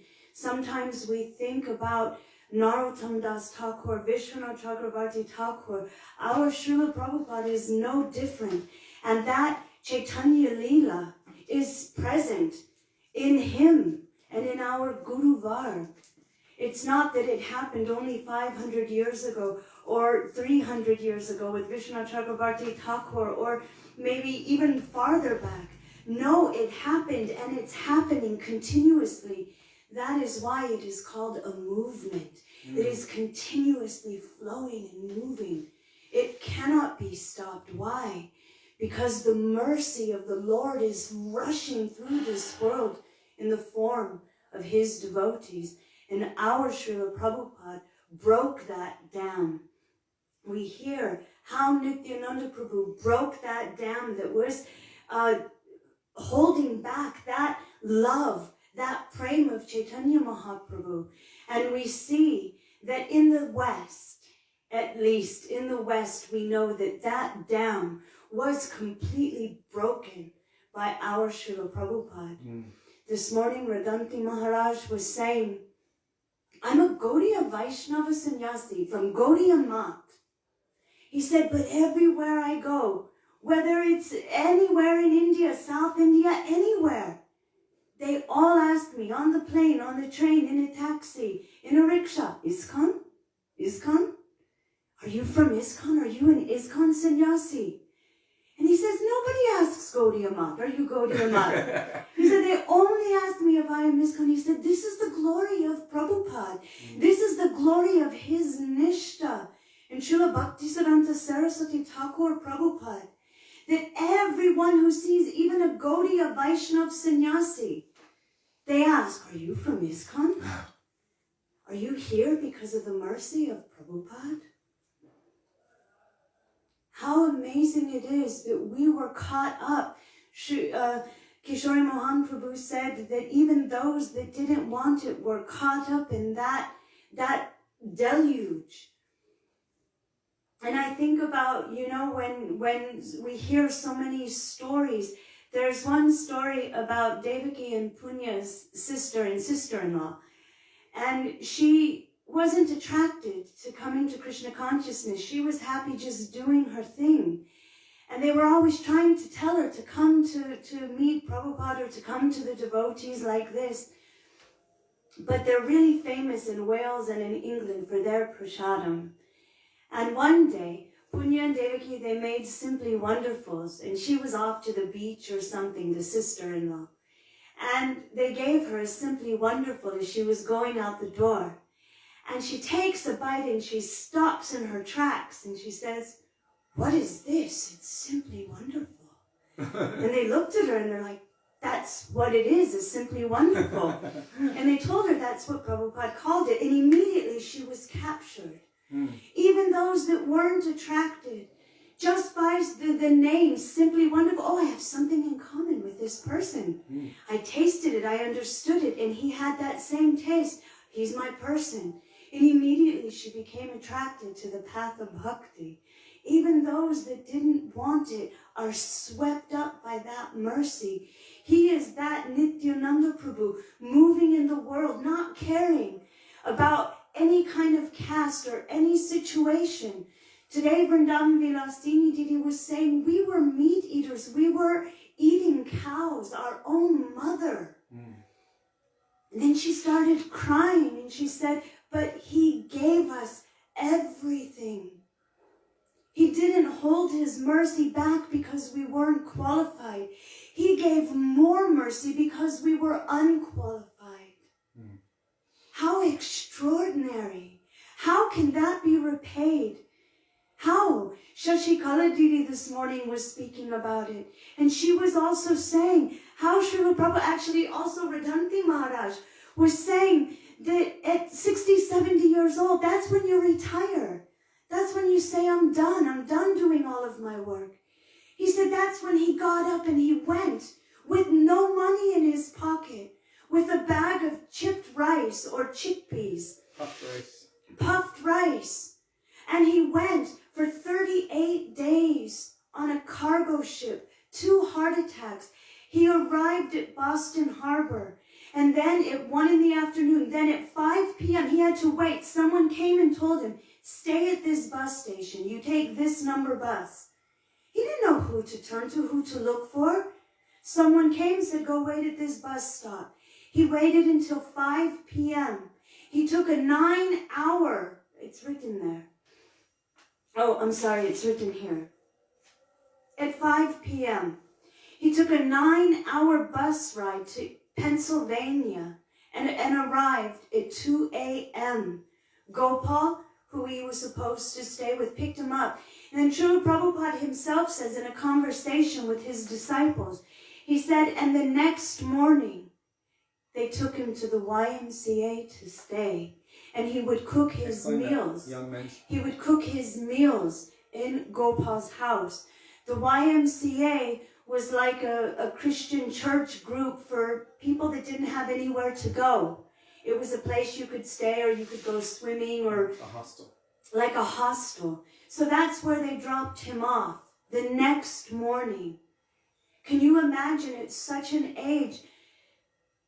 And then when we hear how his things were stolen, how he was even attacked by his roommate who was high on drugs, how he underwent so much to just give mercy. We are so completely and utterly and totally indebted to him. When we were at Govardhan the other day, I kept trying to remind us all by showing us the picture of Srila Prabhupada and our Gurudev, that without Srila Prabhupada, how would we know to be here at Govardhan? How would we know our Gurudev? How would we know the name of Krishna? How would we know anything? The weight of the debt that we carry, we don't even understand that. We don't even understand that. But I can say that having grown up in the Krishna consciousness movement that our Prabhupada had, that he inaugurated, that he inspired, he breathed life into the world, into so many young people, to where Kishori Mohan Prabhu and I grew up in a temple where there were 300 devotees and maybe 500 kids going to Mangalarti, going to the daily programs. Can you imagine what those kirtans were like? And everything was Prabhupada. Prabhupada this, Prabhupada that, Prabhupada said, Prabhupada likes this. My parents would say, when we would go to bed at night, Jai Srila Prabhupada. When we would go and wake up in the morning, oh, Jai Srila Prabhupada. Srila Prabhupada was their blood, was their tears, was their endeavor. They didn't know Krishna. They didn't know anything. what to speak of how Kishori Mohan Prabhu was saying, proper tunes or anything, whatever they could do, they did with their full heart to try to serve their spiritual master. They gave their lives, their youth, their children, their inheritances, their education, their beauty, their everything. Everything they gave to Srila Prabhupada. So much so that our Gurudev said, even at the time of Shankaracharya, since then, there's a great amount of nishtha that was shown in his disciples. He said, but we have not seen the type of nishtha like in the disciples of Srila Swami Mahārāja. He said, our Srila Prabhupada, we have not seen like this. So how extraordinary. He engendered that kind of nishtha, that what was in his own heart. He carried it and it was burning in his heart. How can I fulfill the order of my spiritual master? And at such an elderly age, we see what he did and how he breathed inspiration into the hearts of all of his disciples. We witnessed it. We witnessed the whirlwind of those disciples going out on Harinam, cooking feasts, giving books everywhere. I mean, just continuously. Continuously. It was a festival. And we grew up in Los Angeles, where it was one of Srila Prabhupada's headquarters. So we got to see him. We got to receive cookies from his hand. We received his beautiful sidelong glances.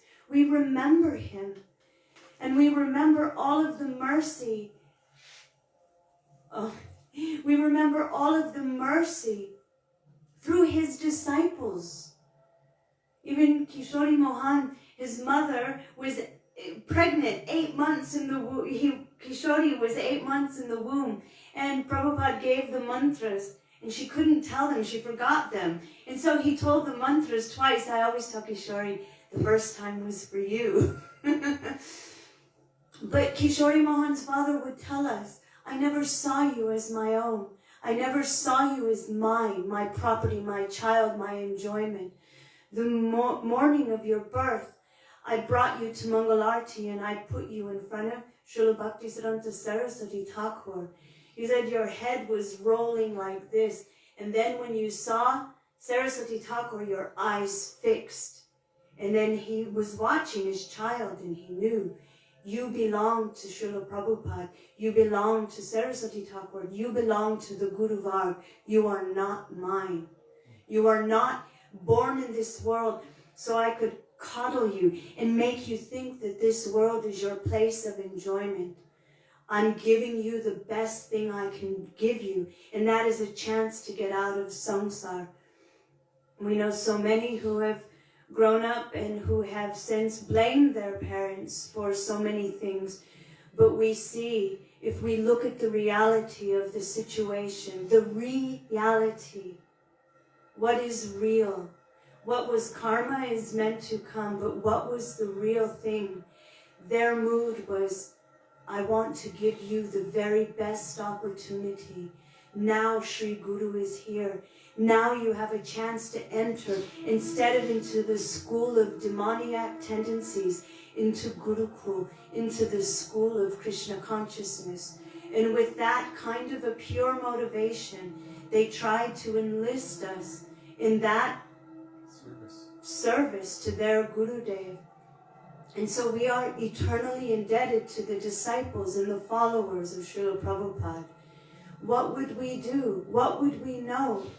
How could we survive? Now when we see what's going on around us, how could we survive if we didn't have our acharyas, this knowledge? What would be the point of survival? It doesn't even occur to me how one can live. Oh, to get the next best thing to wear, or the next best kind of, toothbrush that will make your teeth white and make everyone think you're beautiful, and all of these crazy things that we're indoctrinated with in this world that will make us happy. If you read what Hiranyakashipu is telling Prahlad Maharaj, you see that that's what everyone in this world is now telling their children. It's how they're raising them, with these demoniac tendencies. And Prahlad is giving him Krishna Katha. All of this is dead. Why would anyone work so hard for ultimate unhappiness and recycling in this misery? Why would someone work so hard? It's so unintelligent. What is intelligent? To give one the opportunity to run on the path of bhakti and make their life successful. And that is what our acharyas have done. Our Srila Prabhupada underwent so much hardship and endeavor, so much so that he himself would almost daily say, if nothing happens today, then I will have to make my ticket to go back. To go back, what can I do? He would say it. And then he would go out and he would go to the park, or he would go out and he would sing. He would do kirtan. In his diary, if you read his diary, in one place he writes, no one came to hear anything tonight, so I alone sat and chanted kirtan from 6 till 10 p.m. He alone. Nowadays, we know people are selling tickets to do kirtan, and if people don't come, I'm not going to do it. All kinds of craziness. And our most worshipable, that own beautiful gift from Srimati Radhika, from Krishna, he was given to us as a gift on Nandotsav. Krishna gave his most brilliant jewel. Our Srila Prabhupada, he gifted him to the world. He's saying, so I sat alone and I did kirtan. Can you imagine how many demigods, how many devotees, how many were trying to pack into that room to hear that kind of kirtan? How Krishna himself, Nard Muni, all were attracted to that kirtan. Srila Bhaktivedānta Bharati Mahārāja said that our Srila Prabhupada emptied himself so completely of any other desire, with full Sharanagat mood, full surrender mood, that Krishna himself came and filled him with this holy name. And when he began to chant, because Krishna was so completely pleased by that Sharanagati, everyone became completely satisfied, and they all began chanting and dancing and swooning around Srila Prabhupada. Srila Prabhupada threw his arms in the air and he said, I am like a puppet in your hands. So if you have brought me here to dance, then make me dance, O Lord, make me dance as you like. It means I am nothing, I am empty. You are the puppet master, and you can pull these strings any way you want. I am like a lotus in your hand, and you can do anything you want with me. Wherever you put me, I am ready, and I am willing, and I am wanting and desiring to only serve. And Krishna, Srimati Radhika, Chaitanya Mahaprabhu, Nityananda Prabhu gave that very gift to us. We cannot imagine how much he underwent for us, how much mercy we have been given. All of the books, all of the knowledge, anytime, even Radhanti Maharaj was saying, all of us sannyasis, we go traveling around the world. It's so easy. Why? The platform was already made. All of that hardship, all of those pathways, they were already made by our Srila Prabhupada. He did that. And now everyone can go there and run and do kirtan, every prasad, everything is already done. But it's because of him. And what did he say? I see that my Gurudev has done everything. Whenever he would speak, he would say, we. Yes, he would never claim it is me. Everything is by the mercy of my Gurudev. And Bhaktisiddhanta Saraswati Thakur would never claim it's by the mercy of my Gurudev. They're all of this mood, this nature. They created that path so that anyone can travel and tell the names of Krishna. This is why our Gurudev, Srila Bhaktivedānta Nārāyaṇa Gosvāmī Mahārāja, on his first tour in 1996 said, I want to go and touch all of the places where Srila Swami Maharaj went. I want to go to those places and touch them. I want to bow my head in those places because they are tirthas. They are more purifying than even the holy dhams because he has walked there. He has given mercy there. He went there for that specific purpose, to give mercy and purify the jivas. Those sadhus like our Srila Prabhupada come to the holy places and they purify them. What to speak of what they're doing to all of the jivas. Radanti Mahārāja said, nobody comes to Vrindavan and thinks of that caliber, that I want to leave and go to the west. He said, nobody, ask anyone. No one's going to say, yes, I want to leave. Really, they want to come and do bhajan. They want to come and enter deeply into this mood of Ashtakaliya Leela, sitting at Radha Damodar, sitting in Seva Kunja, doing bhajan. And that's at the time Srila Prabhupada was practicing English on our Gurudev's godbrothers. Gurudev would forcibly send them. Shukananda Prabhu, we asked him, did you meet our Prabhupada? And he said, yes. Gurudev would make us go every weekend to his Harikatha at Radha Damodar, but we didn't want to go. I was like, what? You didn't want to go? He said the kirtan was always so sweet, and he would also make so sweet prasadam. But then for 1 and 2 hours, he would speak in English, and we didn't understand why, and none of us understood English. Not one word. He said we didn't understand one word for 1, 2 hours. And then with so much pride, he said he was practicing. He was practicing English on us, but we didn't know. Just see how he was making all preparation. So Radhanti Maharaj was saying, nobody comes and says, I want to leave. But he was making preparation. Why? Jiva Doya. This is what Chaitanya Mahaprabhu says is the duty of any one of his followers, is to give mercy to the jivas, not giving food, not giving clothes, not giving all kinds of bodily necessities, but giving Krishna. This is giving life. This is Jiva Doya. This is giving life, breathing life and inspiration into the jivas. You have been rotating in this material samsara, this material repetition of birth, old age, disease, and death since time immemorial. It is time to stop it. It's enough. So Jiva Doya, I have come to give you Krishna. I have come to give you the holy name. I have come to give you Thakurji. I have come to give you Mahaprasadam. He came and he started giving Rathayatra.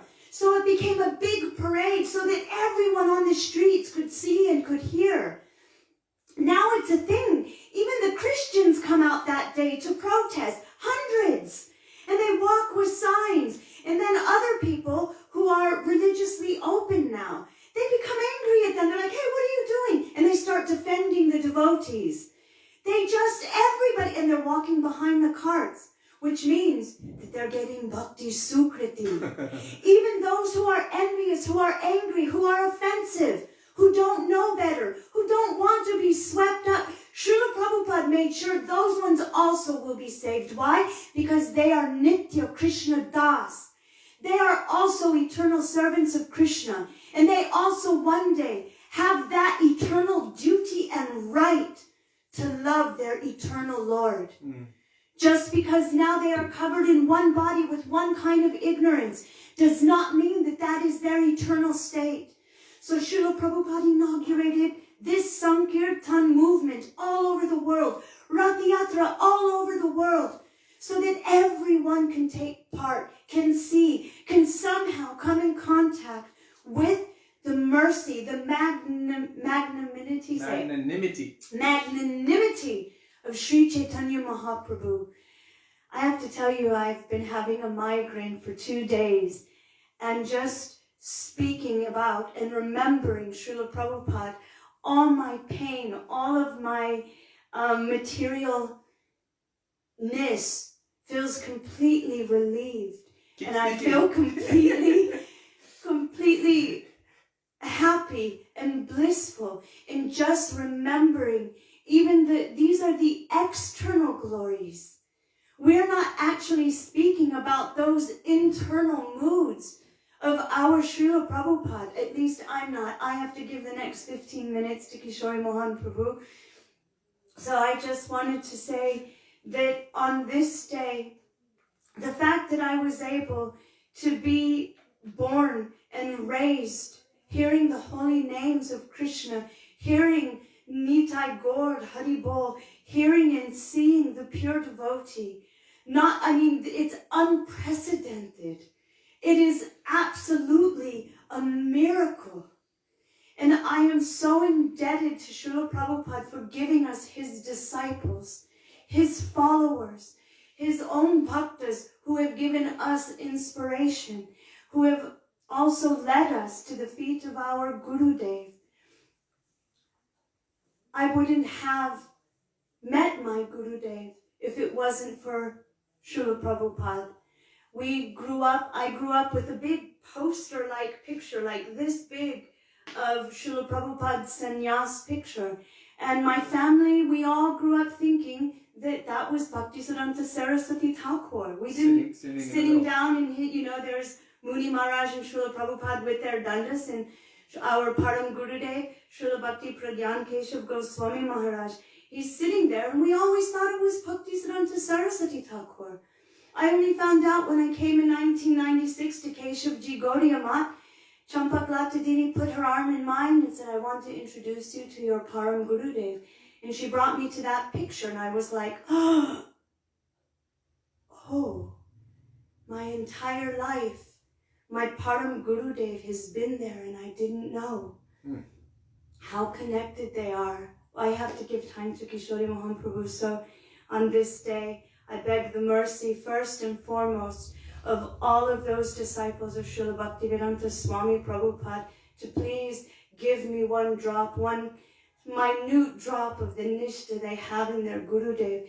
Anyone who has affection for Srila Prabhupada to give their mercy so that we can also have that kind of affection. Anyone who has any inclination on the path of bhakti that knows and understands it's by his mercy, please also bless us to understand that also we are completely and totally and utterly indebted to him forever. My sweet pranam to all of you for giving me this blissful reprieve from my material samsara and for allowing me to remember something of the glories of our Srila Prabhupada. Dandavat pranam. Jai. Srila Prabhupada ki jai.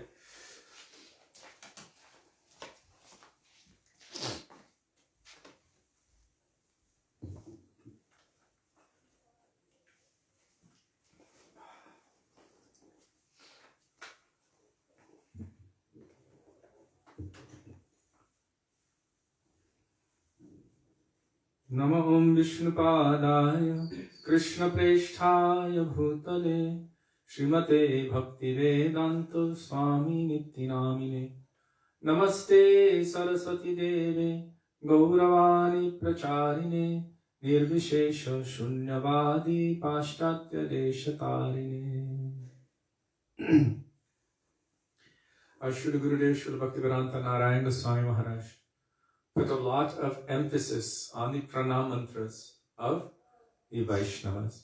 And this one is of particular interest because at the time this pranam mantra came out, none of Srila Prabhupada's disciples knew Sanskrit.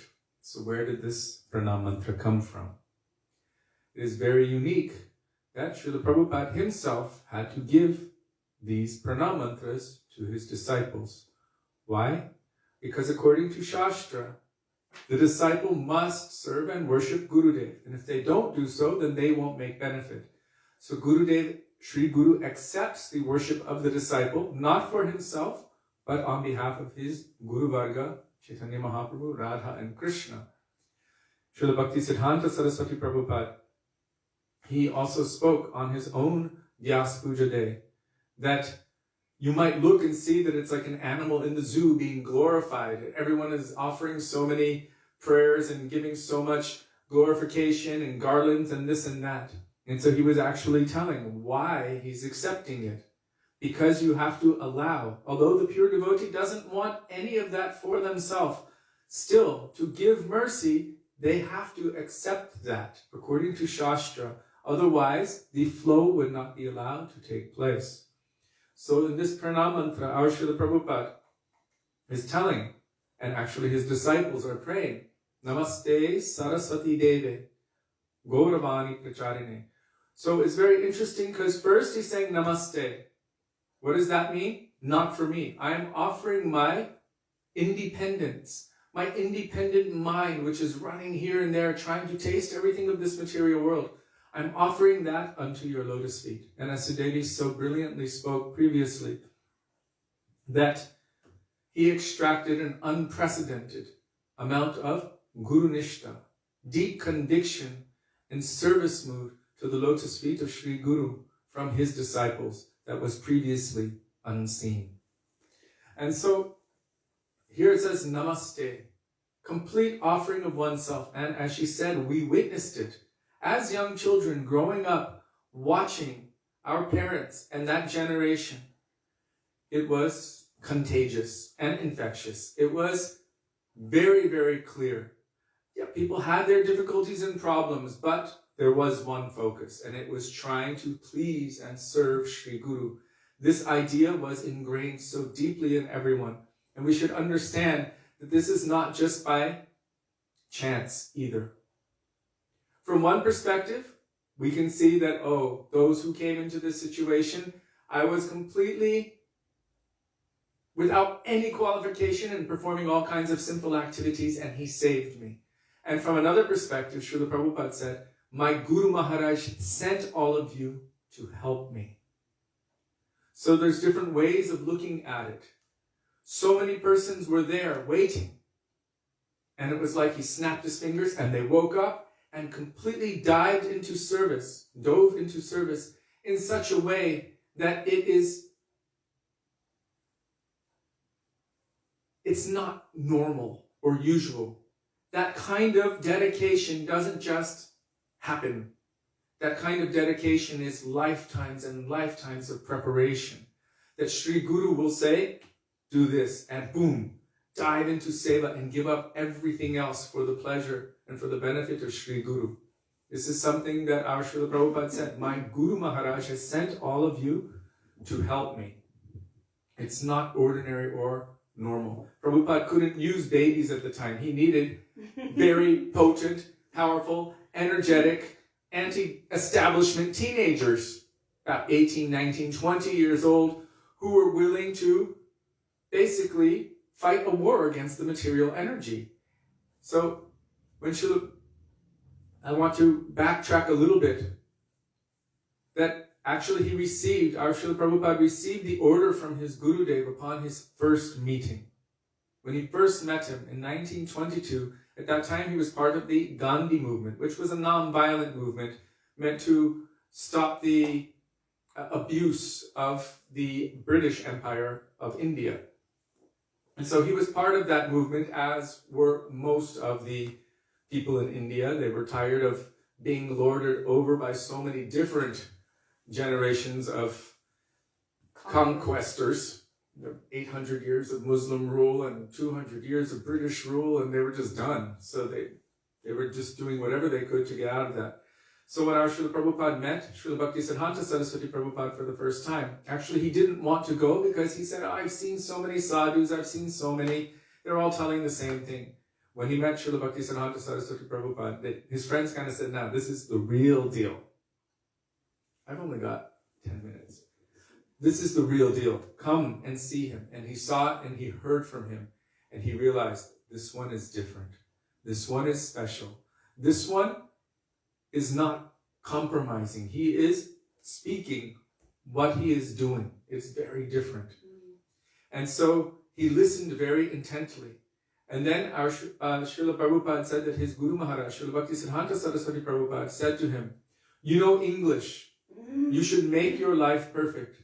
You should preach the mission of Chaitanya Mahaprabhu, the mission of Krishna consciousness in the English language, in the English-speaking countries. And he said he took that order of his Gurudev into his heart, and it never dwindled. It only increased. It continued to amplify within his heart. and made him more and more anxious. He did not receive initiation from his Gurudev for 11 years. 11 years. 1930, I wrote it down somewhere, but I can't remember. It might be on my page. It's okay. 11 years later, he received initiation, but still that instruction was burning in his heart. And many times, again and again, his Gurudev, Srila Bhaktisiddhanta Saraswati Thakur Prabhupada, instructed him to do such a thing. So for so many years, he was endeavoring, he was learning, he was living his life. He had so many responsibilities. He had a wife and children and businesses and everything. And he showed through his own example, gradually, the process of everything being weaned away and giving him the opportunity or the freedom to actually do that seva. So he told our Gurudev that he was always afraid of one verse in Śrīmad Bhagavatam, that when Krishna shows special mercy, he first takes away all of your money and makes you penniless.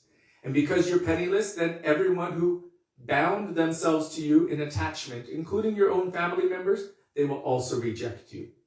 Srila Prabhupada was noticing it happening in his life, and he said he always had fear of that verse. And so he came eventually to Mathura. And in Mathura, he was staying at one dharmshala near the Shram Ghat. And our Gurudev recognized him. What are you doing staying in a dharmshala? Our Gurudev, Srila Bhaktivedānta Nārāyaṇa Gosvāmī Mahārāja, knew that actually he was very near and dear to our Param Gurudev, Srila Bhakti Pragyan Keshava Goswami Maharaj, who would speak about him very affectionately and glorify him as a very sharp, tattvavit, knowledgeable, uncompromising preacher of Krishna consciousness. He was Bhaktivedānta Prabhu. Before he was named Srila Prabhupada, before he even received sannyas, even as a householder, he was given the title Bhaktivedānta Prabhu. We know that he was given initiation by Srila Bhaktisiddhanta Saraswati Prabhupada, Abhay Charanaravinda. He was born Abhay Charan, and then he was given this name from his Gurudev, Abhay Charanaravinda. But all of the Vaishnavas, they called him Bhaktivedānta Prabhu because he was so knowledgeable in all Bhakti Tattva. So he was Bhaktivedānta. It is said actually that initially they wanted to call him Bhakti Siddhanta, like his Gurudev, but they just decided to call him Bhaktivedānta. And that was the sannyas name that he received, and all of the other sannyasis from Srila Param Gurudev Bhakti Pragyan Keshava Goswami Maharaj. So our Gurudev brought him to Keshavji Gaudiya Math, put him in a room next to him, personally served him, took care of him. He said when Bhaktivedānta Prabhu met our Param Gurudev, they embraced each other, and it was so sweet and loving and affectionate. And I just read it, Madhukar posted it. He said, it was the first time I ever read this. Prabhupada's bereavement letter upon the disappearance of our Param Gurudev, Srila Bhakti Pragyan Keshava Goswami Maharaj from this world.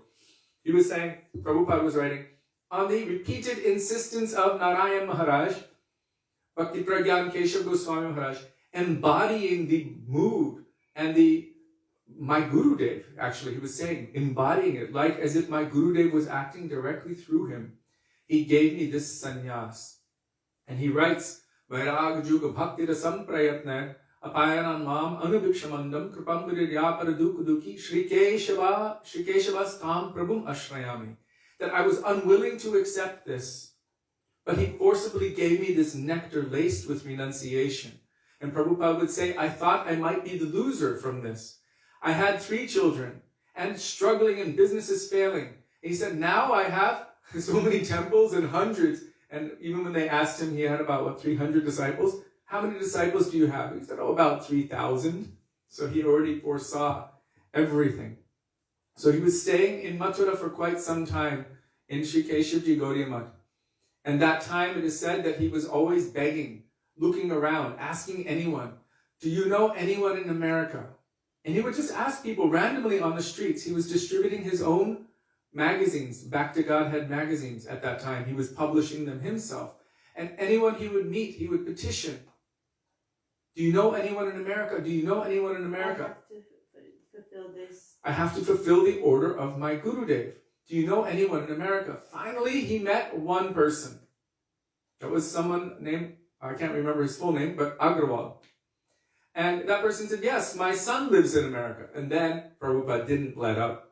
He just kept on this person. Can you please connect with him and have him arrange for sponsorship for me to go? So sponsorship was arranged. In the meantime, Srila Prabhupada, he had moved to Vrindavan and he was working on his Bhagavad Gita and Śrīmad Bhagavatam commentaries while staying at Radha Damodar temple. Preparing and preparing. Like Sudevi already said, most people are preparing to retire comfortably at that age, 70 years old. What was he doing? He was preparing for the unthinkable. Conquer the world. Such simple faith he had in his Guru Maharaj. And it was quite interesting because he knew that it was through him that it was meant to happen. You can read it in his own poetry. What he wrote on the boat on the way to a ship, cargo ship, on the way to Boston and New York, what he wrote there was quite powerful. On that one, he was speaking about all of the amazing things that would happen. What is it? Krishna tava punya have bhai, e punya koribe jave radha rani kushi have, dhruva ati boli tomatai. Srila Bhakti Rakshak Śrī Maharaj translated and revealed in the commentary of that particular bhajan. Where is it? Okay, I'll just tell you what that first one means. So at that time, Srila Prabhupada is challenging Krishna, practically daring him. Oh, brother Krishna, if you want to receive the mercy of Srimati Radhika, Radharani Kushi Habe, if you want her to be happy, then you will certainly help me in my endeavor. This is a pretty big kind of request. Huh? Like a threat. Well, if you understand anything about the moods and the nature of Srimati Radhika and her gopis and those maidservants, they use that. Oh, if you want her to be happy, then you will assist me in this service. You will help me fulfill the order of my Guru Maharaj. So, oh, there it is. So, here he's saying, Shri Siddhanta Saraswati Sachi Sutta Priya Ati Krishna Sevai Jar Tulanai Se Mohanta Guru Jagatera Madhu Madhe Uru Krishna Bhakti De Tai Tai. Śrīmad Bhakti Siddhanta Saraswati Thakur, who is very dear to Gauranga, is unparalleled in his service to the Supreme Lord Krishna. So his desire is very powerful, and thus he is causing the holy name of Lord Gauranga to spread throughout all countries of the Western world. Mind you, Prabhupada had not arrived yet in the West, but he's writing this on the boat after having had his heart attacks and everything. But he's so focused, understanding what will happen. In all the cities, towns, and villages on the earth, extending to all the oceans, rivers, and streams, everyone may chant the names of Krishna and Ram. Thus all directions will be conquered by a flood of transcendental ecstasy flowing with the excessive mercy of Chaitanya Mahaprabhu. When all miserable living entities that have been corrupted by Maya become happy, then the Vaishnava's desire is fulfilled.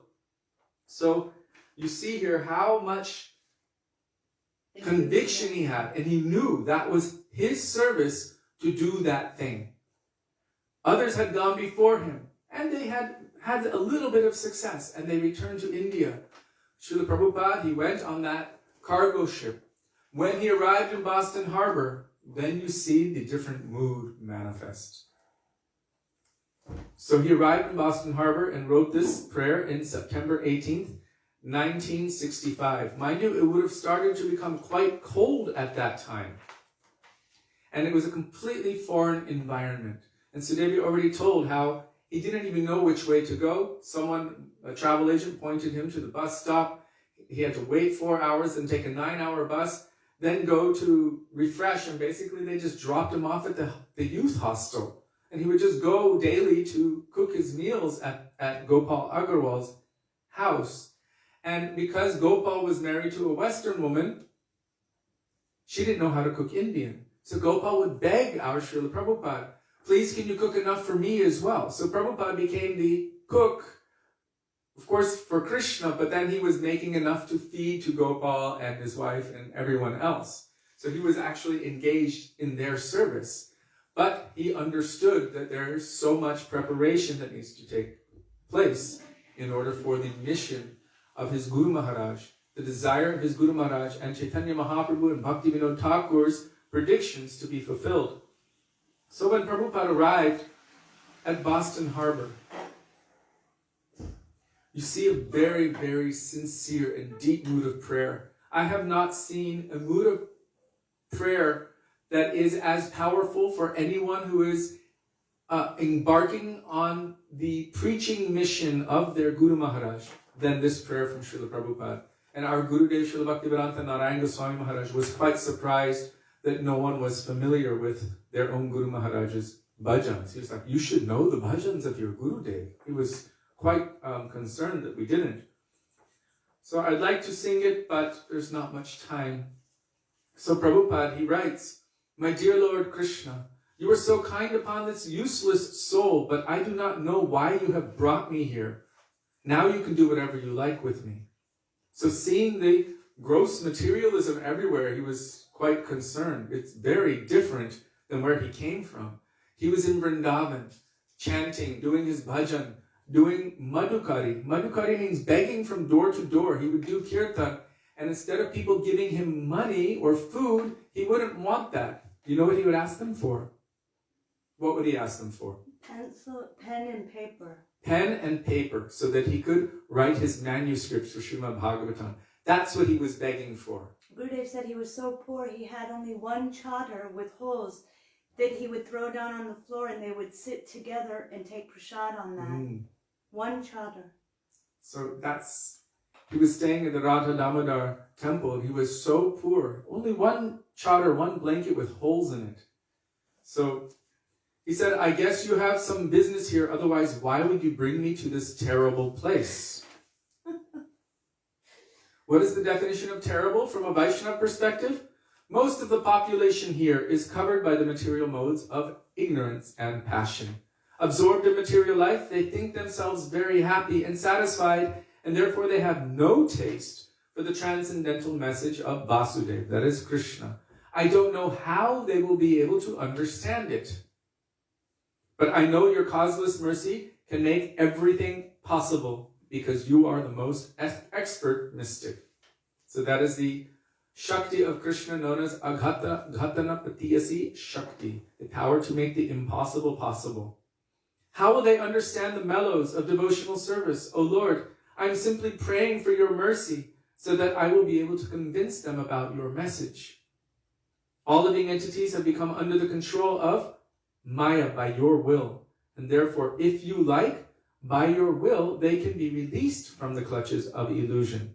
I wish that you may deliver them. Now, this is a very important point. He's saying, Taba icha hoy jadi tader udhar, bujibe nishchoy, tabe kata se tomar. Therefore, if you so desire for their deliverance, then only will they be able to understand your message. So you can feel his complete submission and surrender. I wish for this, but I have no power either way. Whatever you desire, this will take place.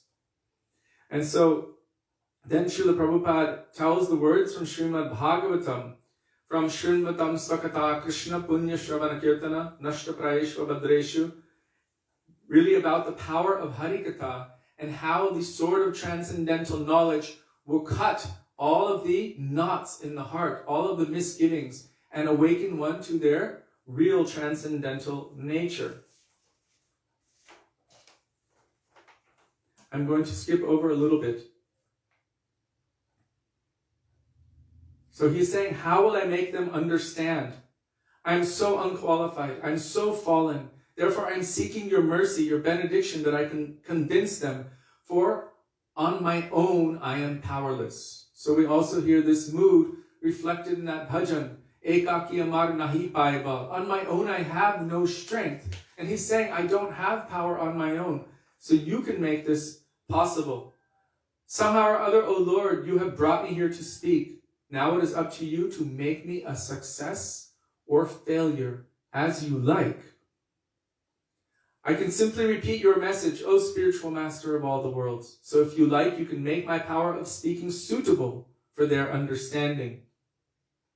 Only by your causeless mercy will my words become pure.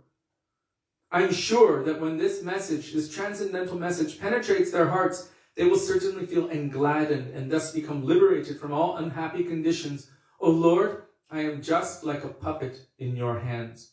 So if you have brought me here to dance, then make me dance. Make me dance. O Lord, make me dance as you like. I have no devotion.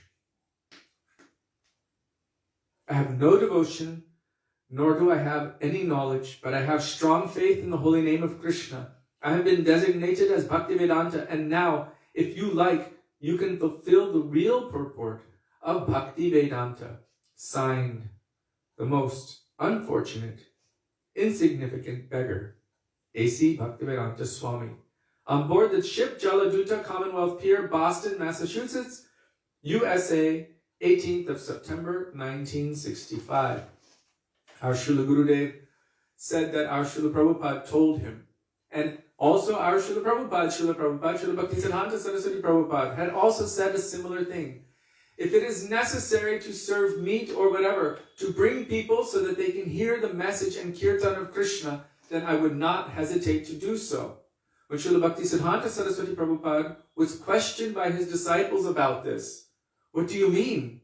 He said, you cannot change my mind. I have already decided this 100 lifetimes ago. What could they say? Our Srila Prabhupada told the same thing. If it is necessary to serve meat and alcohol so that someone may come, I will not hesitate to do so. That doesn't mean that we should eat meat or drink alcohol or give it to others.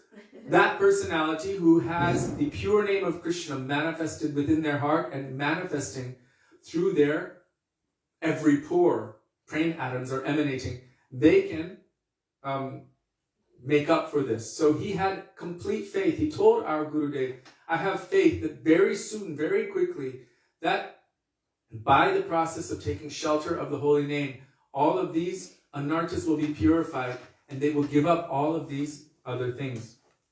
So he also told our Srila Gurudev, because we know it was very difficult, every day he was saying, if it doesn't take hold today, then I will make a ticket to go back tomorrow. That's how precarious the situation was. But yet he had this mood of dedication and prayer. Hari Priya Didi is asking if there's not enough time today, is it possible you could sing Srila Prabhupada's bhajan another day? Yes, we can sing the bhajan another day. I don't think there's time today because we're already going over. So perhaps we can do it. What are we doing tomorrow? I'm not sure yet. I have to look at the calendar. Okay.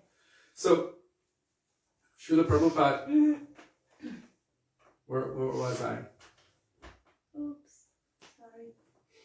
Oh, so he told our Gurudev that I would not hesitate to do so, yes. And that I know that by the power of Harinam, very quickly they will give up all of these things.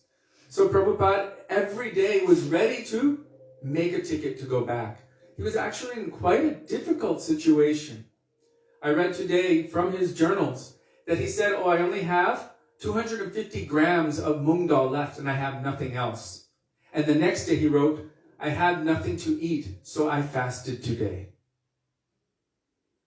What kind of sacrifice he went through for our benefit. His hard work is our inheritance. And how do we repay him for that? Utilize our energy. Utilize our time. Not in arguing about the politics of this world or about this thing or that thing, but giving to the world what he was desperately trying to give to the world. Bolo Krishna, Bhajo Krishna, Koro Krishna Shiksha, chant the names of Krishna, worship Krishna, follow the instructions of Krishna. He was trying to give this to the world. So he was ready to go, and then a little bit of promise came. One person is interested. Okay, let's delay it. Let's delay it. And gradually, some person started coming to hear. Some person started giving a little donation, and it started to build. Very slow in the beginning, very slow. But what happened? he told our Srila Gurudev, he said, at one point, I just went to the park. Which park? Tompkins Square Park. Just with my kartals. Our Gurudev said there was no mridanga, no harmonium, no anything else. No one else, just him. Krishna, Hare Krishna in his heart. And kartals. He said, I closed my eyes and I was chanting Jai Shri Krishna Chaitanya Prabhu Nityananda Shri Advaita Gadadhar Shivasari Gaura Bhaktivinoda Hare Krishna, Krishna Krishna, Hare Hare, Hare Rama, Rama Rama, Hare Hare. And he said, when I opened my eyes, I saw the most amazing miracle. Normally, if you see stool, you see worms in that stool. But the worms were coming out of that stool. And they were turning into devotees and throwing their arms in the air and chanting Jai Sachinandan, Hare Krishna, wearing tilak on their heads. This is how he saw. What does it mean, worms in stool? Those persons who are using their energy and their life, their human form of life, only for absorbing in all kinds of material things. This is considered like worms eating stool. It is useless.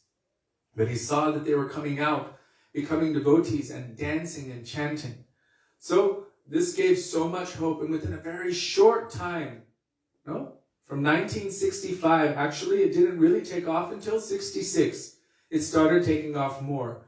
Great amount of struggle, great amount of dedication. But then by 1966, it started to take off. Because he came in September 65, started to take off more and more and more. And his connection in India was our Srila Gurudev, Srila Bhaktivedānta Nārāyaṇa Gosvāmī Mahārāja, who was sending mridangas, kartals, Mathura Pera, Thakurji, and everything. They were maintaining communication.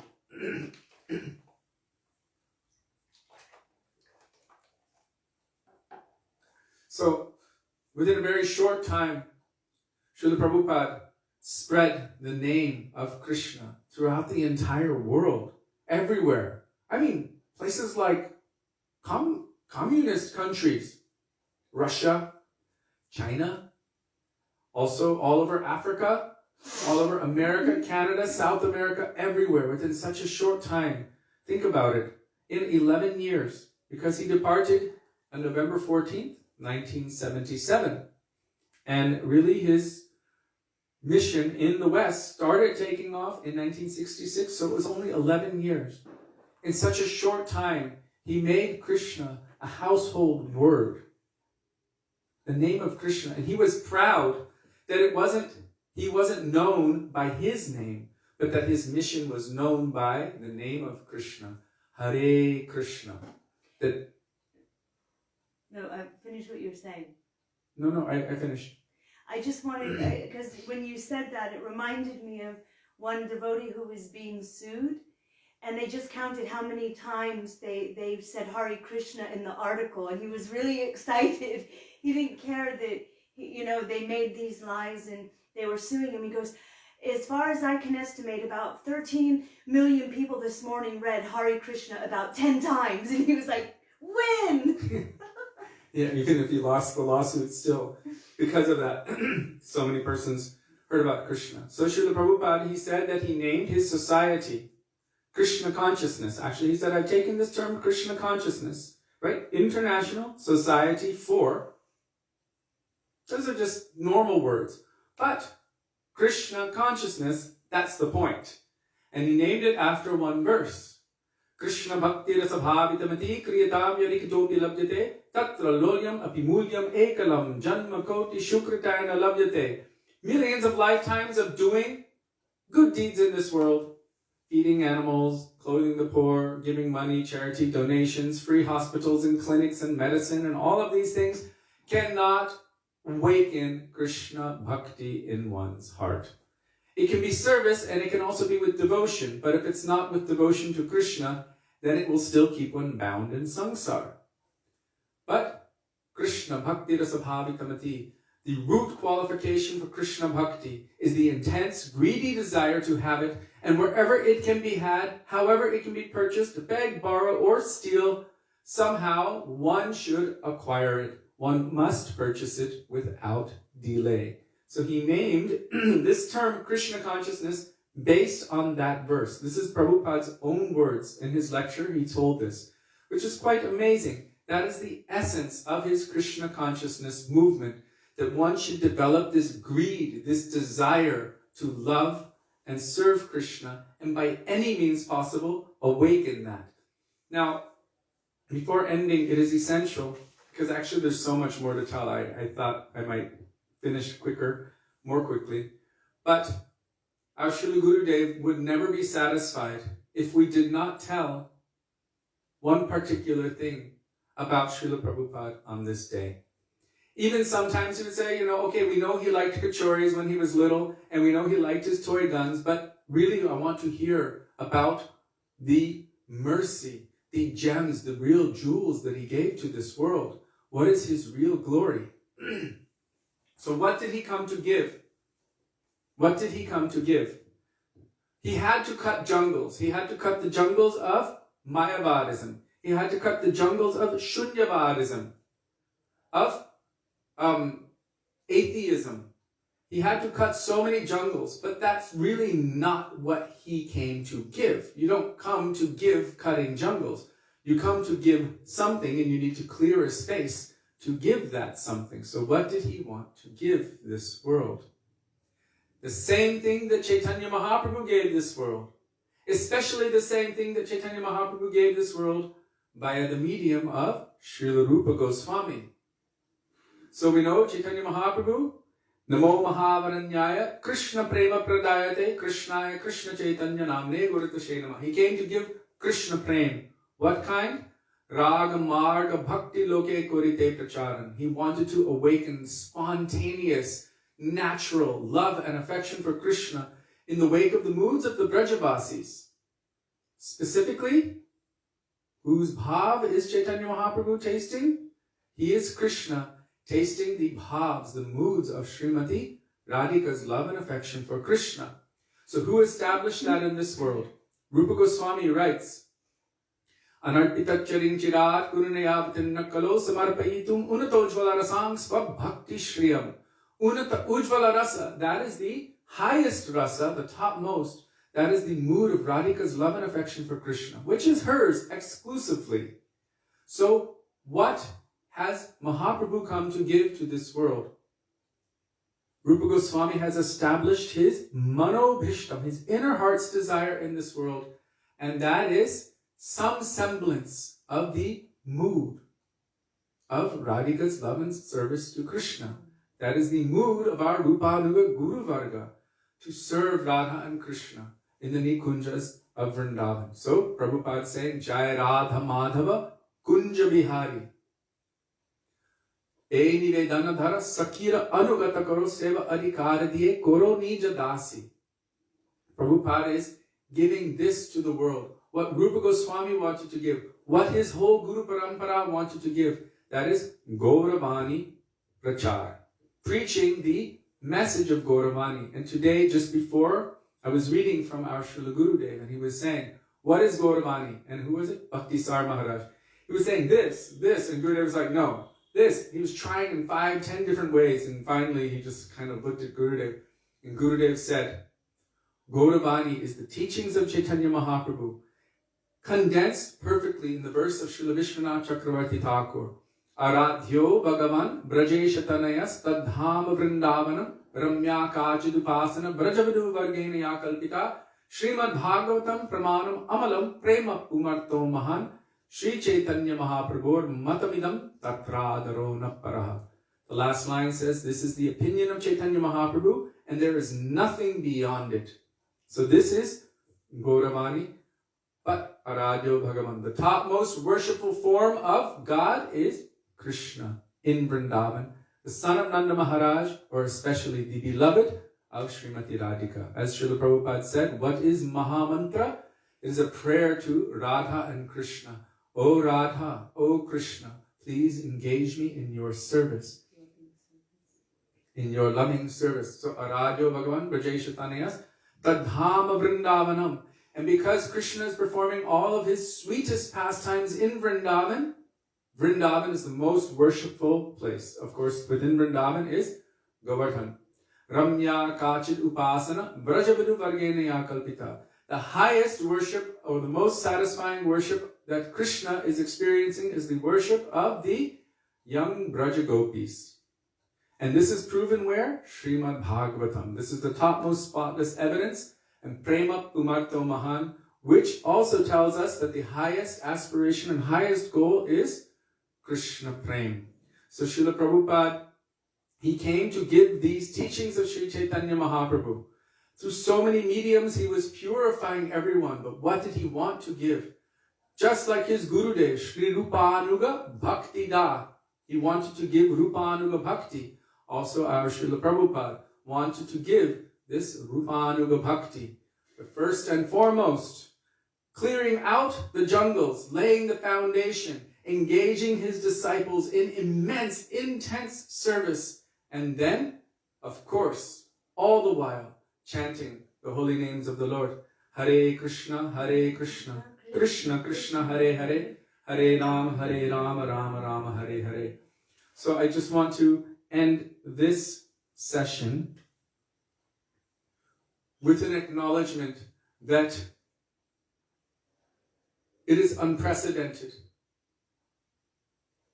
that someone could be born into a family of Rupanuga aspiring devotees, coming in the line of Sri Chaitanya Mahaprabhu and chanting Hare Krishna under the guidance of a pure Rupanuga Vaishnava,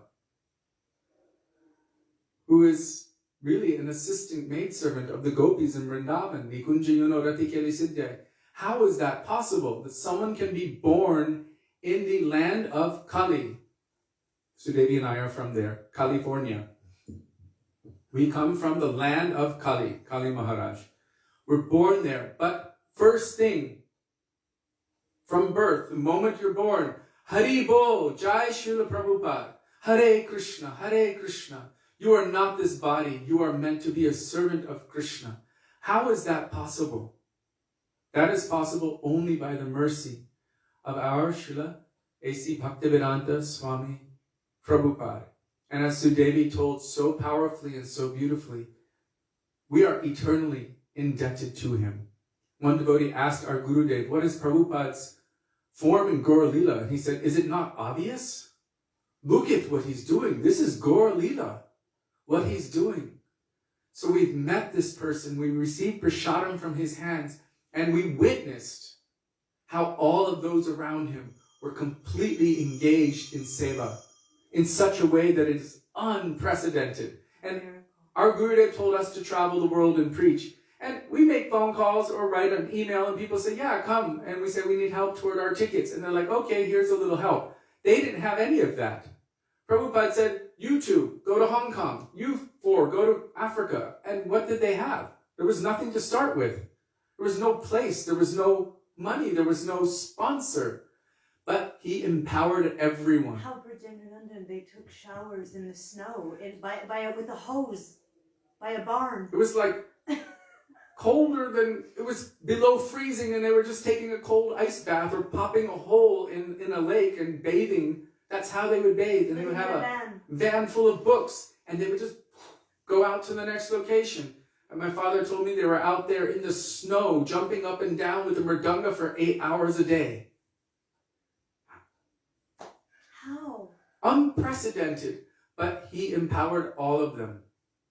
Srila Bhakti-Rakshak Sridhar Maharaj said that he emptied himself so completely of anything else that by the mercy of his Gurudev, Krishna himself had to, Nityananda Prabhu had to follow. So you see that when Prabhupada went there, it was like already in advance, there was a whole hippie movement ready and ripe. And he just went in like a torpedo and Hare Krishna, Krishna Krishna, Hare Hare, Hare Rama, Rama Rama, Hare Hare. So I pray in the dust of the lotus feet of Srila Prabhupada that may even a particle, even a microscopic particle of his nishta in the lotus feet of his Gurudev, his faith in Krishna, manifest in our hearts, that may we also be able to serve him and our Guru Varga like he served his Gurudev and his Guru Varga and Krishna. Srila Prabhupada ki jai, Tadiya Tiro Bhav Maha Mahotsava ki jai. Śrīla Bhaktivedānta Vāman Gosvāmī Mahārāja ki jai, Tadiya Tiro Bhav Maha Mahotsava ki jai. Śrīla Bhaktivedānta Tirvikam Gosvāmī Mahārāja ki jai, Tadiya Tiro Bhav Maha Mahotsava ki jai. Gaura Bhakta Vrinda ki jai, Gaura Premanande Hari Hari Bo. I feel so rushed. It's not about you. I just feel like there's so much more.